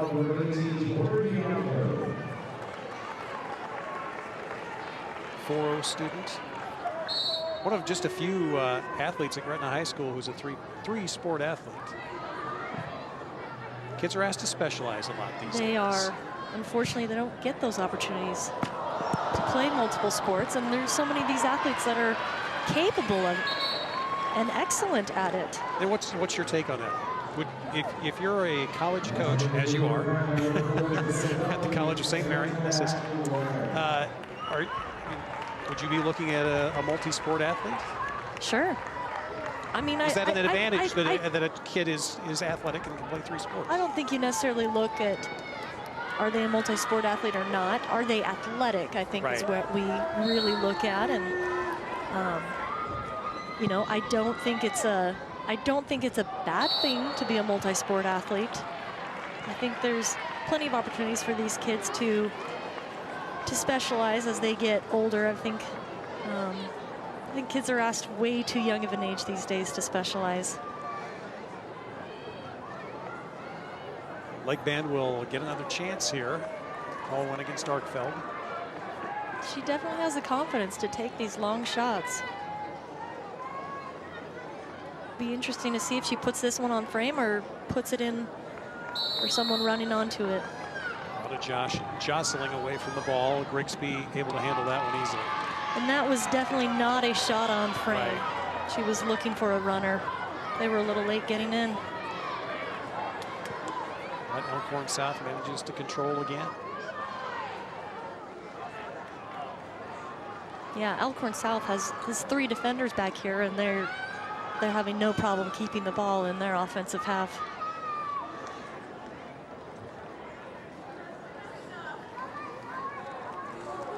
That one goes off Gretna.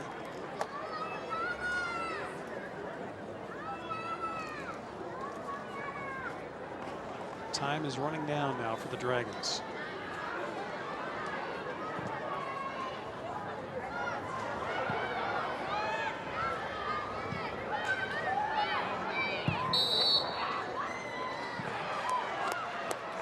This time Gretna gets a call. I think I missed what he called there. I'm not sure what that was either.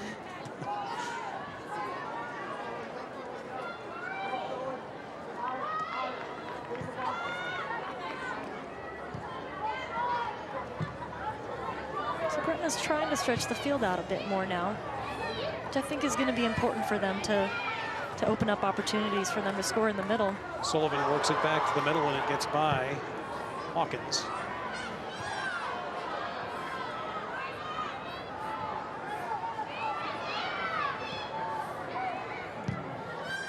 Sapir sends it down for Arkfeld. She's able to keep it in, but it does go back out.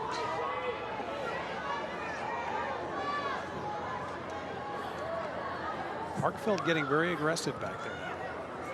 I think she's going to have to step up a bit more. She's got to get a little bit more vocal, demanding the ball at her feet. She's doing a lot of running, but she's not getting enough touches. Let's send it down to Ryan, who has some information on our Elkhorn South goalkeeper. Yeah, Lindsay Tards, guys, this is pretty remarkable. This year she has 53 saves, which in high school soccer is remarkable, and that in part speaks a lot to how great South's defense is. Tards has only allowed 6 goals this season, so when you get your shots on Elkhorn South, you better make them count. And as you have spoken to, Gretna with only 1 true shot on goal this evening. And Tards has a lot of help there.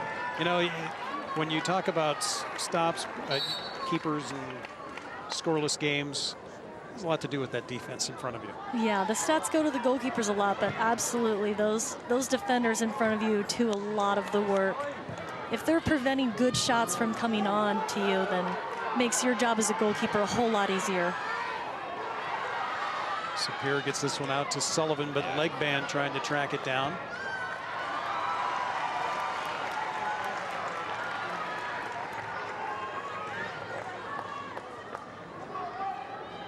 Legband with the throw in here. That'll go Gretna's way. Down to the final 20 minutes of regulation. We've got a substitution now for the Dragons. And that is Mackenzie Burmeister. Burmeister's father played tennis right here at Creighton. And that's a good substitution right there. I mean, she's a goal scorer. She's somebody who's impactful. She's got to get into this game and make something happen for Gretna.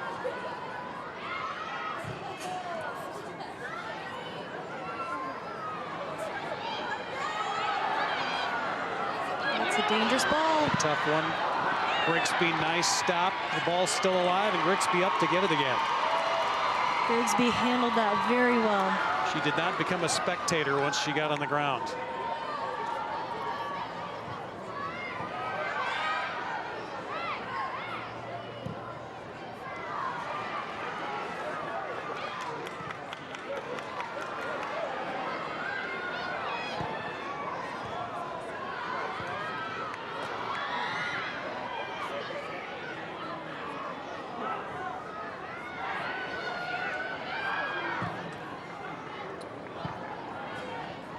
Yeah, Elkhorn South definitely getting confident, pushing up their outside backs, getting them involved in the attack. They want a second goal. Well, the Elkhorn South Storm up 1-0 on a Jesse Dvorak goal in the second half. We'll see the last 18:42 coming up when we return.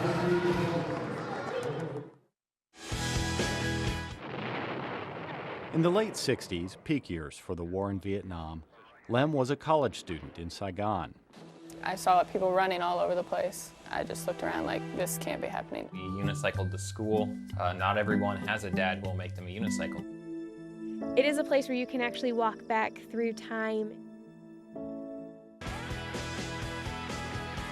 Friday night at 7 Central Time on NET1. Hello, I'm Larry Putney, and you know, sports fans tell us that NET brings Nebraska together through coverage of high school and college athletics. You can join the nearly 2,000 Sports Partners Club members whose contributions make possible more than 200 hours of sports throughout the year. Members receive invitations and special invites to tailgates with sports speakers and live productions, so visit netnebraska.org and join the Sports Partners Club. Sports partners like you put the action in NET sports. Thank you. That's the Ryan Athletics Center here on the campus of Creighton University, and here inside Morrison Stadium, Elkhorn South leads Gretna 1-0 in the Class B state championship game. Sports fans, NET is for you.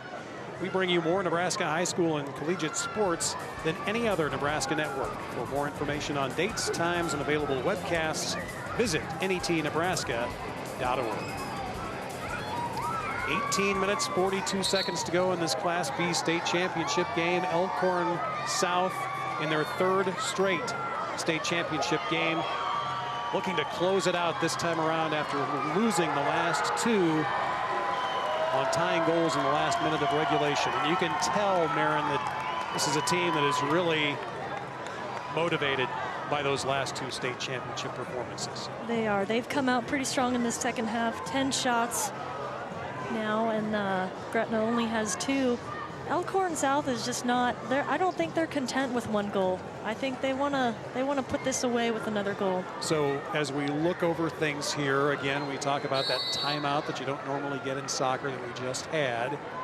Interesting to see what kind of adjustments anybody, particularly George Bainey, makes here. Yeah, he just made an adjustment. He started out the second half. They've kind of have 5 in the back. Now their shape is more of 4 in the back, so they've pushed at least 1 player forward now. I think they're going to be looking, they have to. At this point, they're going to have to start looking to get more offense going. They've got to tie this up. Big Ben sends it back now, and Sapir to the middle for Gretna.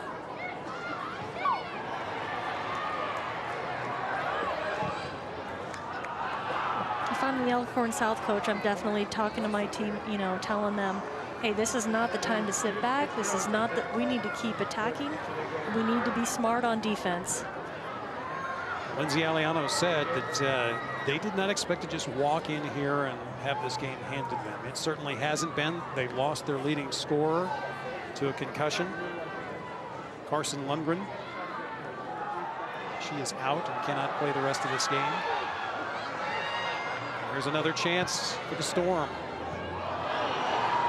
They needed somebody in the box there. They've been getting people into the box all day. I'm surprised they didn't have anyone there that time. Kenzie Moore down to leg band. That one goes off Annie Sullivan, I should say. Hey, Ryan, you want to grab your stuff real quick? We're going to take your stuff off. This is another good opportunity for Elkhorn South here. They had a chance early on a set-piece corner kick. And so a little different this time, though. Leg band will go in the box, and Jaden Thiem will handle the quarter kick.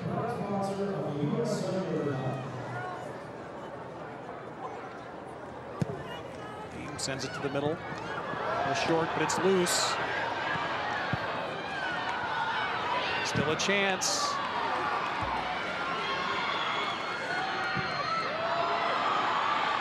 There's Jenna Zeleny. That one goes out. Well, my guess for why they had Jaden take that corner kick, on the other end it was an in-swinger with the right foot, so Cassie had a chance to swing it into the goal. When you're on this side of the corner kick on a right-footed player, it's going to swing out every time, so you might as well get your goal scorer in the box with a chance to finish something.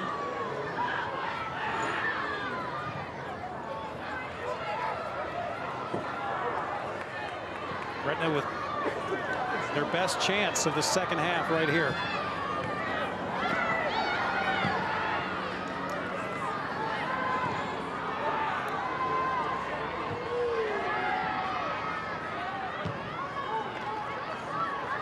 Christensen stops that one.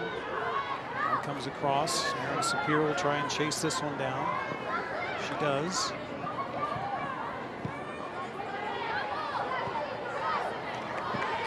Martindale ahead for Arkfeld. Macheski knocks that one out.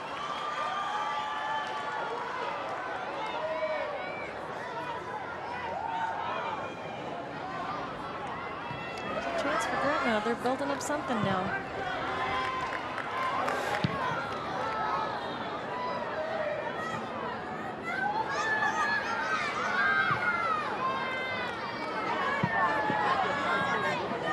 It's getting much more aggressive on the offensive end. Sapir with the takeaway for Gretna. Sullivan looks to the middle. Now Hawkins back to Mackenzie Christensen.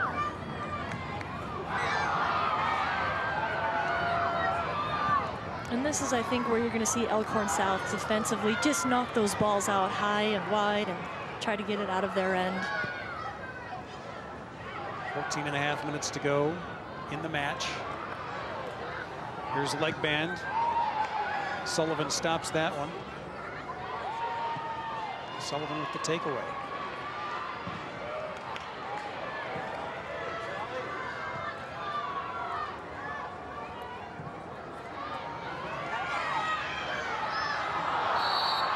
Hawkins called for the push there. Yeah. I think Gretna, I mean, they've kind of been doing this a bit in the second half. They're getting emotional. They're getting a little bit panicky at this point. So things are going to get a little chippy.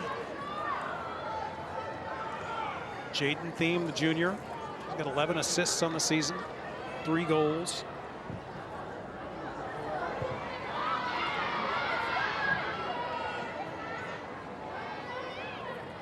Martindale knocks that one out. Oh, correction. Goes off Elkhorn South.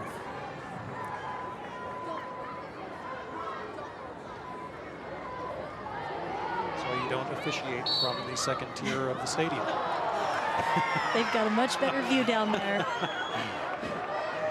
Although I'm sure even the coaches think that the referees don't always get it right even when they're that close.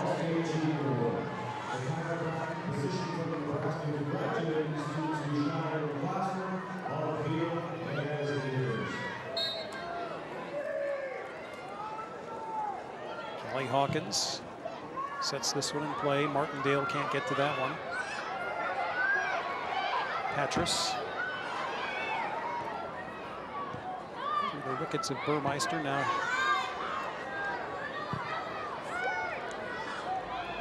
Elkhorn South just content to work it a little bit. There's Patras to the middle. Dvorak can't control it. That was a nice cross into the middle. Here's Zeleny. Here's a counterattack opportunity. Ashlyn Ware gets it back out to Jenna Zeleny. Martindale can't control, and Elkhorn South sends it back across midfield.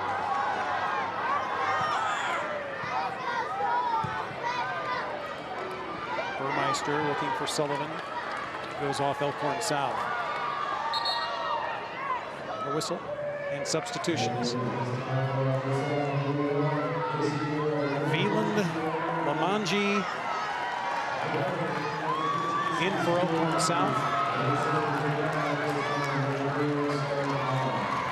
Also in for South, Macy Moore.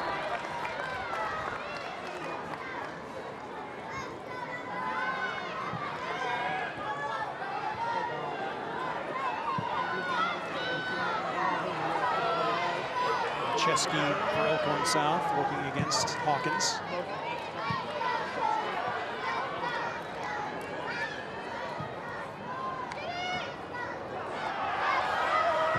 Chesky sends it right into Sullivan. She may have gotten the wind knocked out of her on that one. Sacrificing the body there. Well, it is crunch time. It literally. You can't wait any longer at this point. Sullivan to the middle. Burmeister heads it. She'll get another chance. It gets by her, and Veland is on the run now. We've got a bit of an advantage here. And this is what Elkhorn South needs to do as Gretna's pushing these numbers. Leg band with a chance. And a nice job by Mackenzie Christensen to run her down. They'll give up the corner kick because now they can get their numbers back. Elkhorn South needs to counterattack with speed when they find themselves in those situations. Gretna's pushing the numbers now. Leg bend now with the corner kick. And the header, but Grigsby stops it.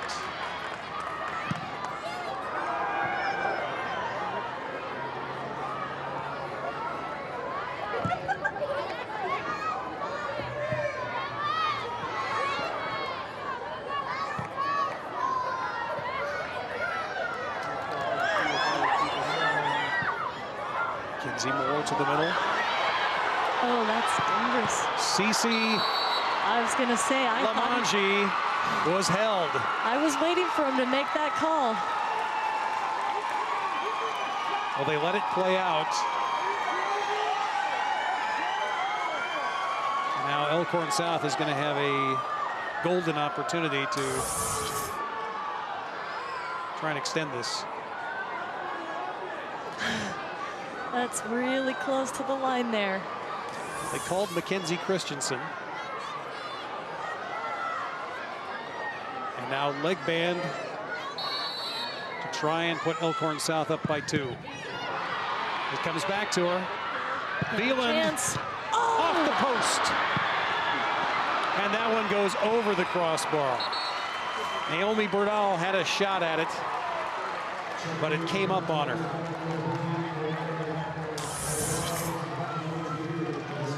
Yeah, she strikes that really nice. It just, the in-swinging from the inside of her left foot caused it to hit that side post.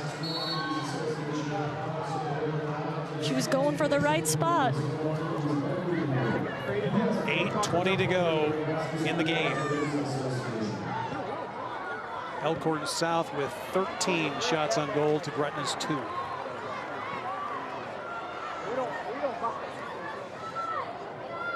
Well, we're going to find out here if Elkhorn has finally figured out how to close a game and how much Gretna's willing to push the odds. Sarah Karloff works it to the middle. That's Burmeister. Over to the far side. Some contact.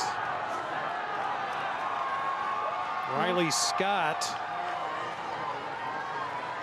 sends Sally Stoltenberg to the ground, and she's not too happy about that. No, she wanted a call there, but there wasn't really a foul there. Stoltenberg quick to throw it in. There's a push. That's a penalty. That was no doubt about it. Naomi Bernal called for that one. Gretna needs to take their time here and set up a good play. This is a chance. It's getting chippy out there right now. It sure is. Callie Hawkins.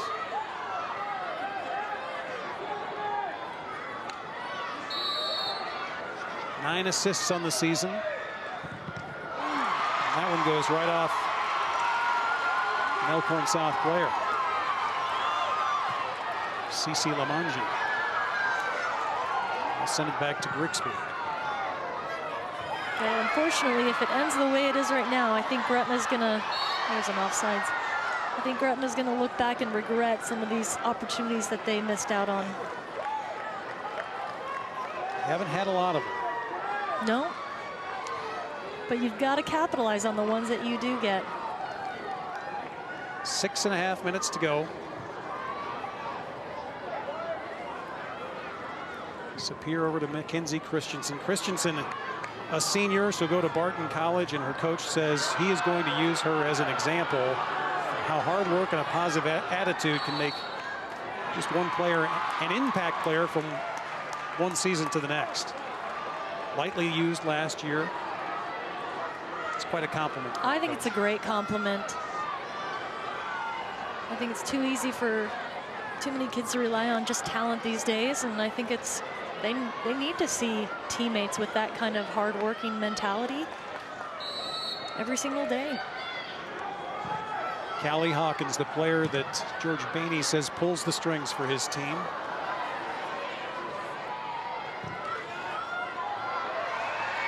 Gretna with a chance. Arkfeld. There's a chance for Bella to make her mark. Now Burmeister into the middle, and it's stopped and sent out of there by Sid Peitzmeyer.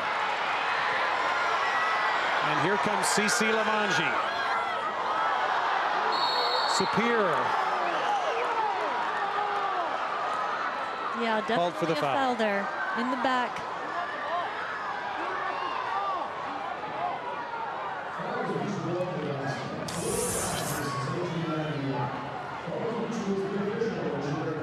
Yeah, definitely a push in the back. Sometimes they call something like that a smart foul. You don't want that girl to just get away from you.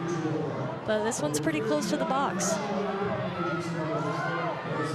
Lake Band gets another chance here now. Leads the state in total points. Leads the state in assists. Had 2 goals and an assist against Scott. We've got Veland getting pushed around again and off the ball. Lake Band to Veland. Can't quite get to it. I think that's definitely the target she's looking for, and I think that's why Gretna's probably being so physical with her, trying to body her up before she even starts moving. 4 minutes to go. Gretna trailing 1-0. Veland's down again.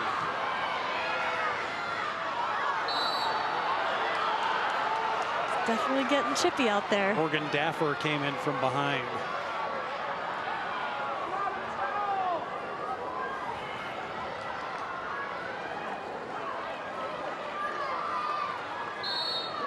Well, Gretna's starting to get desperate at this point.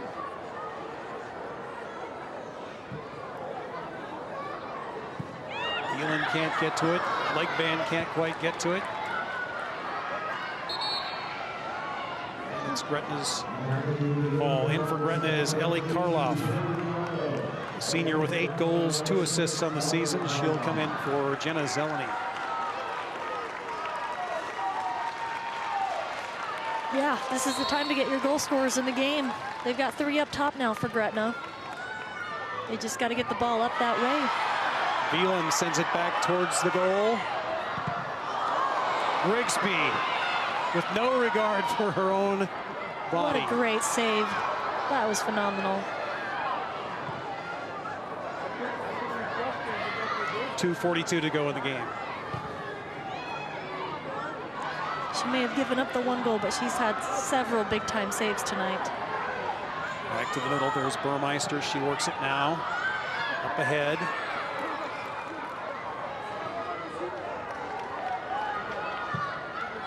Sapir to the middle.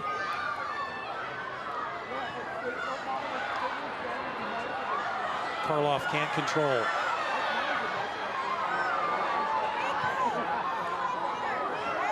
Gretna's got numbers up here.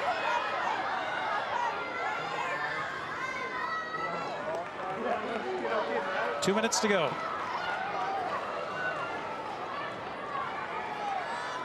Gretna's got it down in that zone to the middle.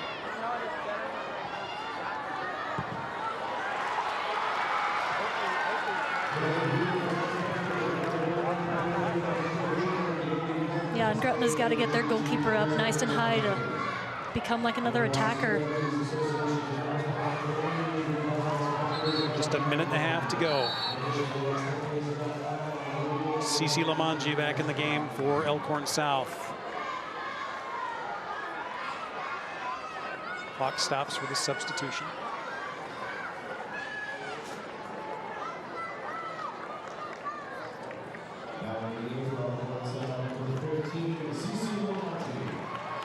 Tori Bianco comes out of the game for Elkhorn South.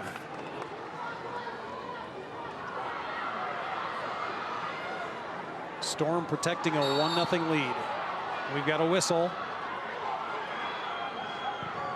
And Gretna has the ball. Morgan Daffer.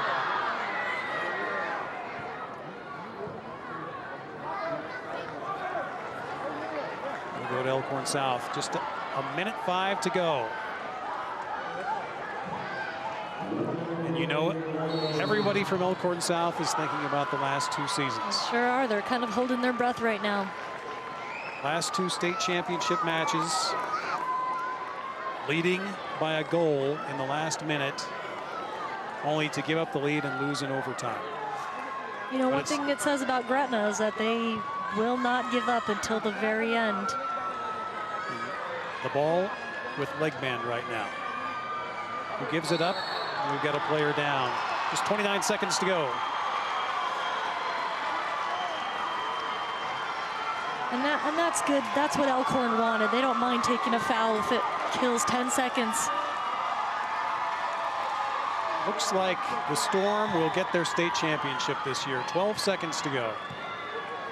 Leg band. Out to the corner.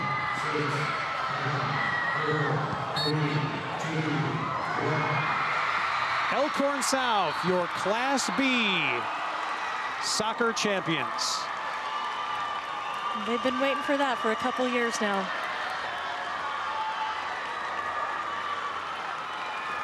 (21-0). That's a great way to finish a spectacular undefeated season.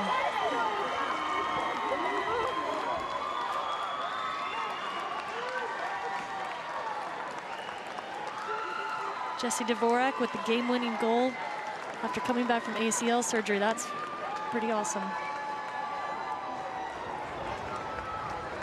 Third time is a charm for Elkhorn South. The Storm are your Class B state champions. We've got another championship game coming up, and we'll hear from the winners when we return. Whether it's spring planting, fall harvesting, or just a drive across the state, soy biodiesel helps a diesel-powered engine operate in a demanding job. Soybean oil from Nebraska soybeans makes biodiesel a renewable fuel that's also environmentally responsible. The soybean checkoff plays a major role in supporting the use and availability of biodiesel. The Nebraska Soybean Board, growing opportunity from the ground up. Safety tips from the Nebraska Department of Roads. If you should run off the paved surface of the roadway, keep a firm grip on the steering wheel. Resist any immediate urge to whip the vehicle back onto the pavement. A rapid attempt to return to the pavement may cause you to lose control of your vehicle. Ease off the accelerator and avoid slamming on the brakes. Unless there is a more serious threat, stay off the road until the surface allows for a gradual, safe return. Back before paved roads and electricity, when a handshake was as good as a contract, First Nebraska Bank was there, helping turn inspiration into commerce. More than a century later, we're still here, providing the financial tools to help Nebraska businesses expand so they can provide jobs and grow our vital communities. But it all starts with a seed, and that's why the seed is our symbol and our promise. Now, let's go grow something. It's called the Big Empty, a sagebrush wilderness so vast it resembles an ocean. It's spring, and suddenly the sage is a sea of possibility, big and wild and anything but empty. Wednesday night at 7 Central Time on NET1.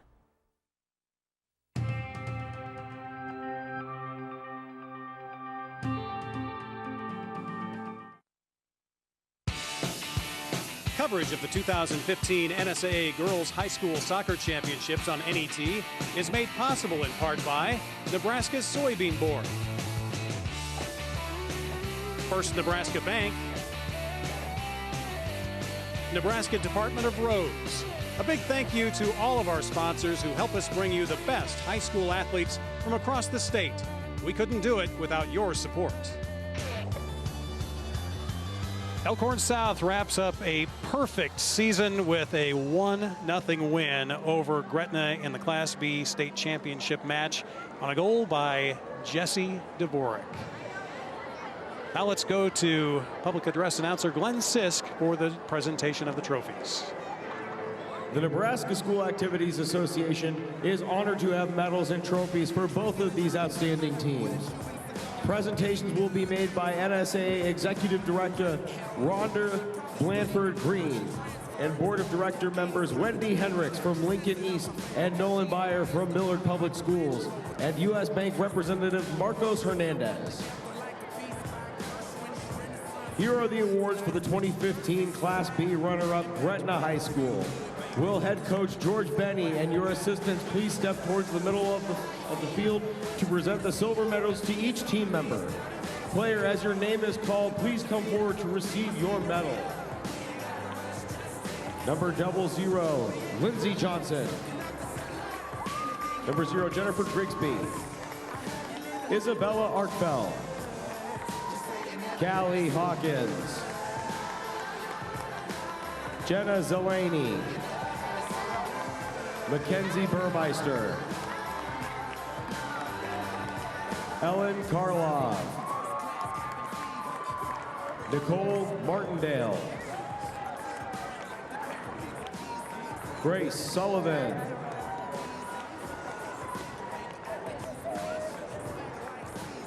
Mackenzie Christensen.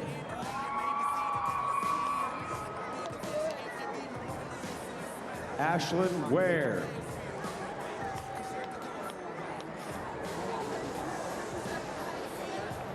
Anna Laura Sullivan.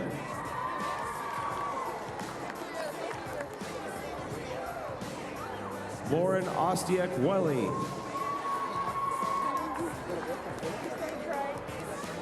Lauren Zabka. Morgan Daffer. Marin Superior. Taylor Karas. Jaden Lindley. Sally Stoltenberg. Emily Hintz.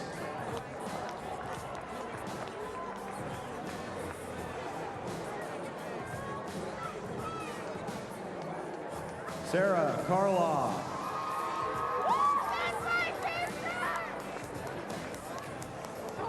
Laura Heath.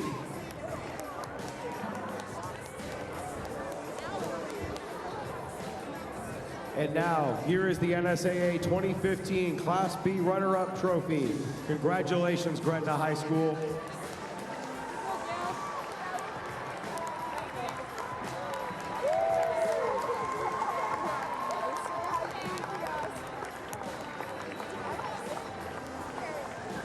Now to the 2015 Class B champions. First, head coach Lindsay Alano, we have a special award for you.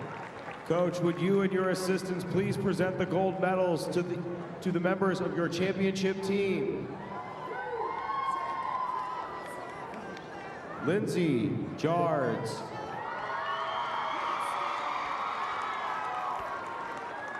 Sophie Burkhold.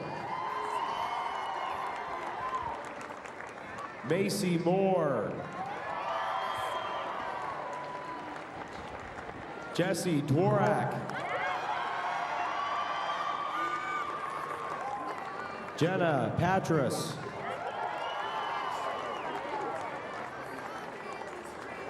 Jenna Carson.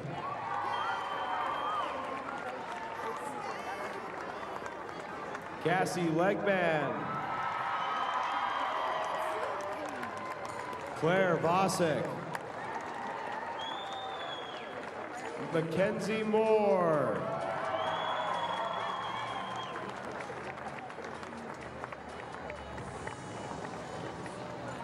Lauren Maljeski.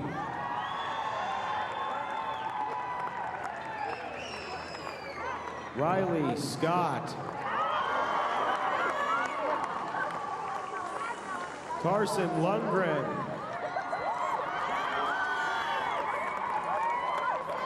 Allie Emzik.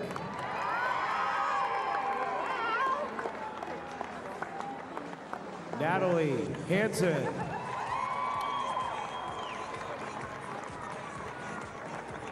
Ariana Veland.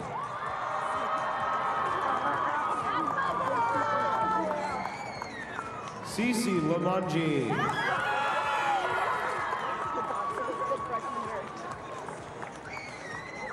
Naomi Bernal.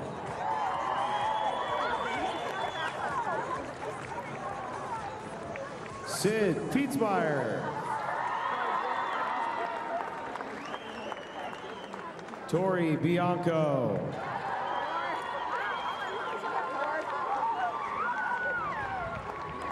Jaden Time. Sydney Malum.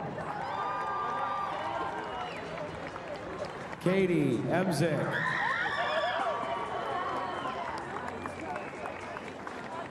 And now for these outstanding athletes in their school. Here is the 2015 NSAA Class B State Soccer Championship Trophy. Congratulations, Elkhorn South High School.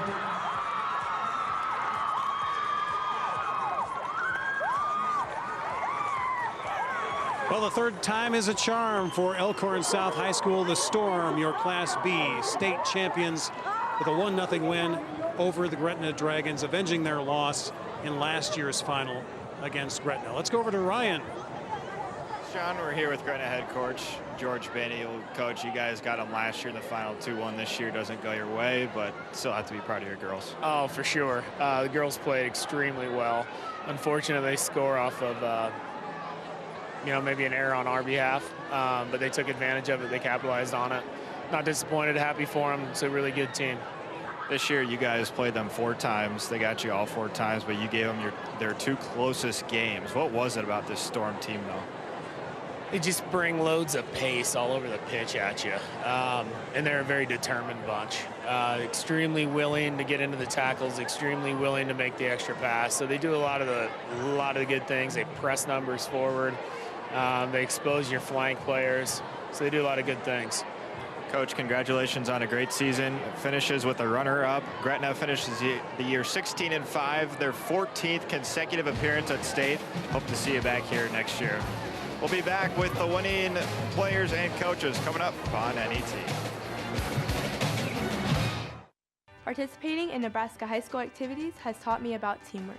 I've learned how to lead among my peers. At my high school, I have set goals and I work hard to accomplish them. I like to run on my cross country team. It makes me feel good about myself. The Nebraska School Activities Association, providing opportunities in over 25 activities in 304 high schools across the state of Nebraska. We are the other half of education. Go online with NET News for our one-on-one discussions with Nebraska policymakers each week on Capitol Conversations. NET News reporter Fred Knapp explores the issues important to Nebraskans, and he'll introduce you to the state's decision makers. Watch online at netnebraska.org/news or on the NET News Nebraska Facebook page. NET News, your trusted source for state legislative coverage.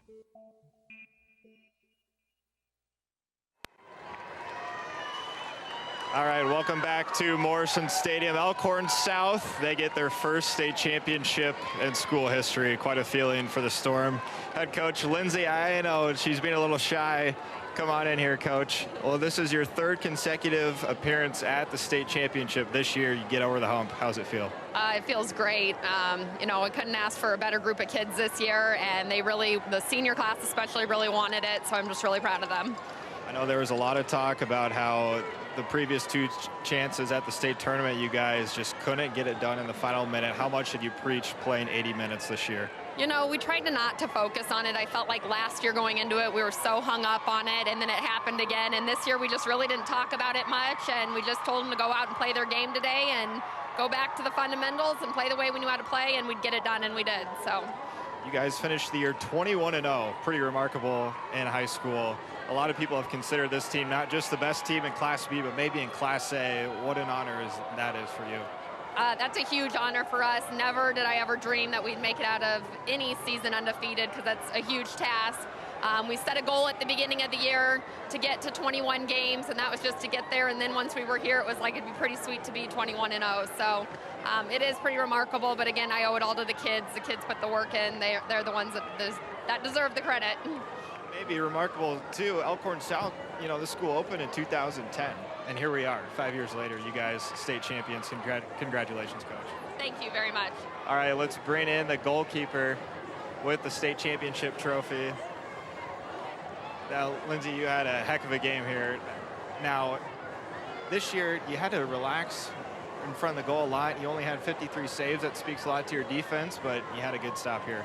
Yeah, the team, it was a little rough in the first half, but we definitely came out ready to go after halftime. And obviously after the last 2 years, it's been heartbreak, and we weren't going to let it happen again. This was the fourth time you guys have played Gretna this year. It's so hard to beat a team multiple times. You guys are 3-0 against them coming into this game. Was that something you guys had thought about, making sure that, you guys needed to continue to press?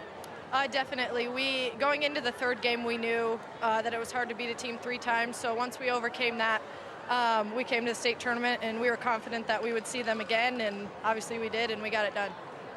Well, Lindsay, you had only 6 goals allowed on you at state this year throughout the whole season. 21 games, 6 goals. Can it get any better for you? No, not at all. I got to give it to my team. They helped a big part of that, definitely. All right, and you guys are state champions in big part thanks to Jessica Dworak, who had the game-winning goal. Jesse, that goal came early in the second half for you. How big of a boost was that for you guys?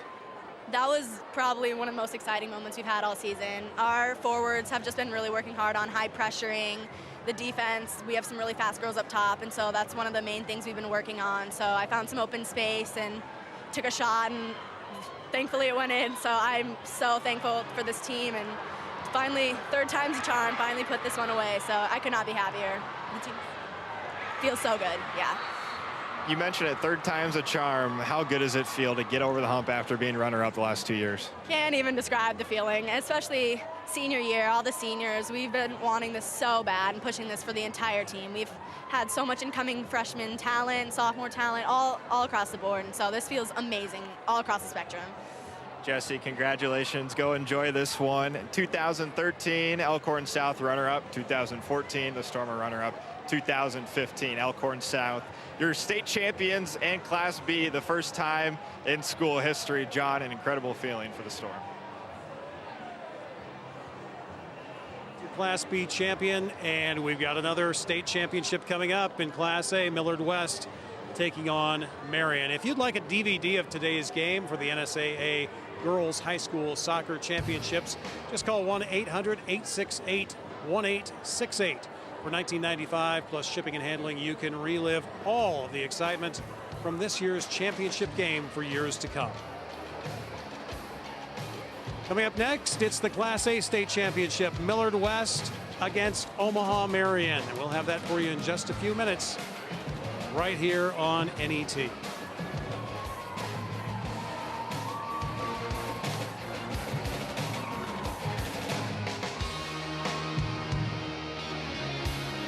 And the entire NET Sports production crew, I'm John Schutz.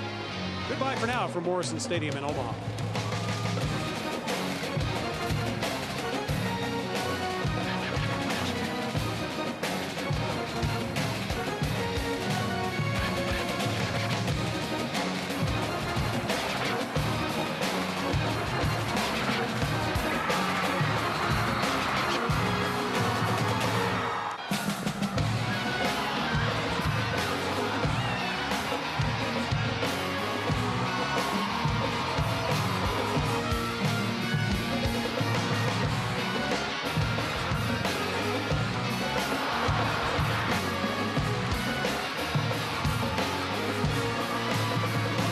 Congratulations, High School.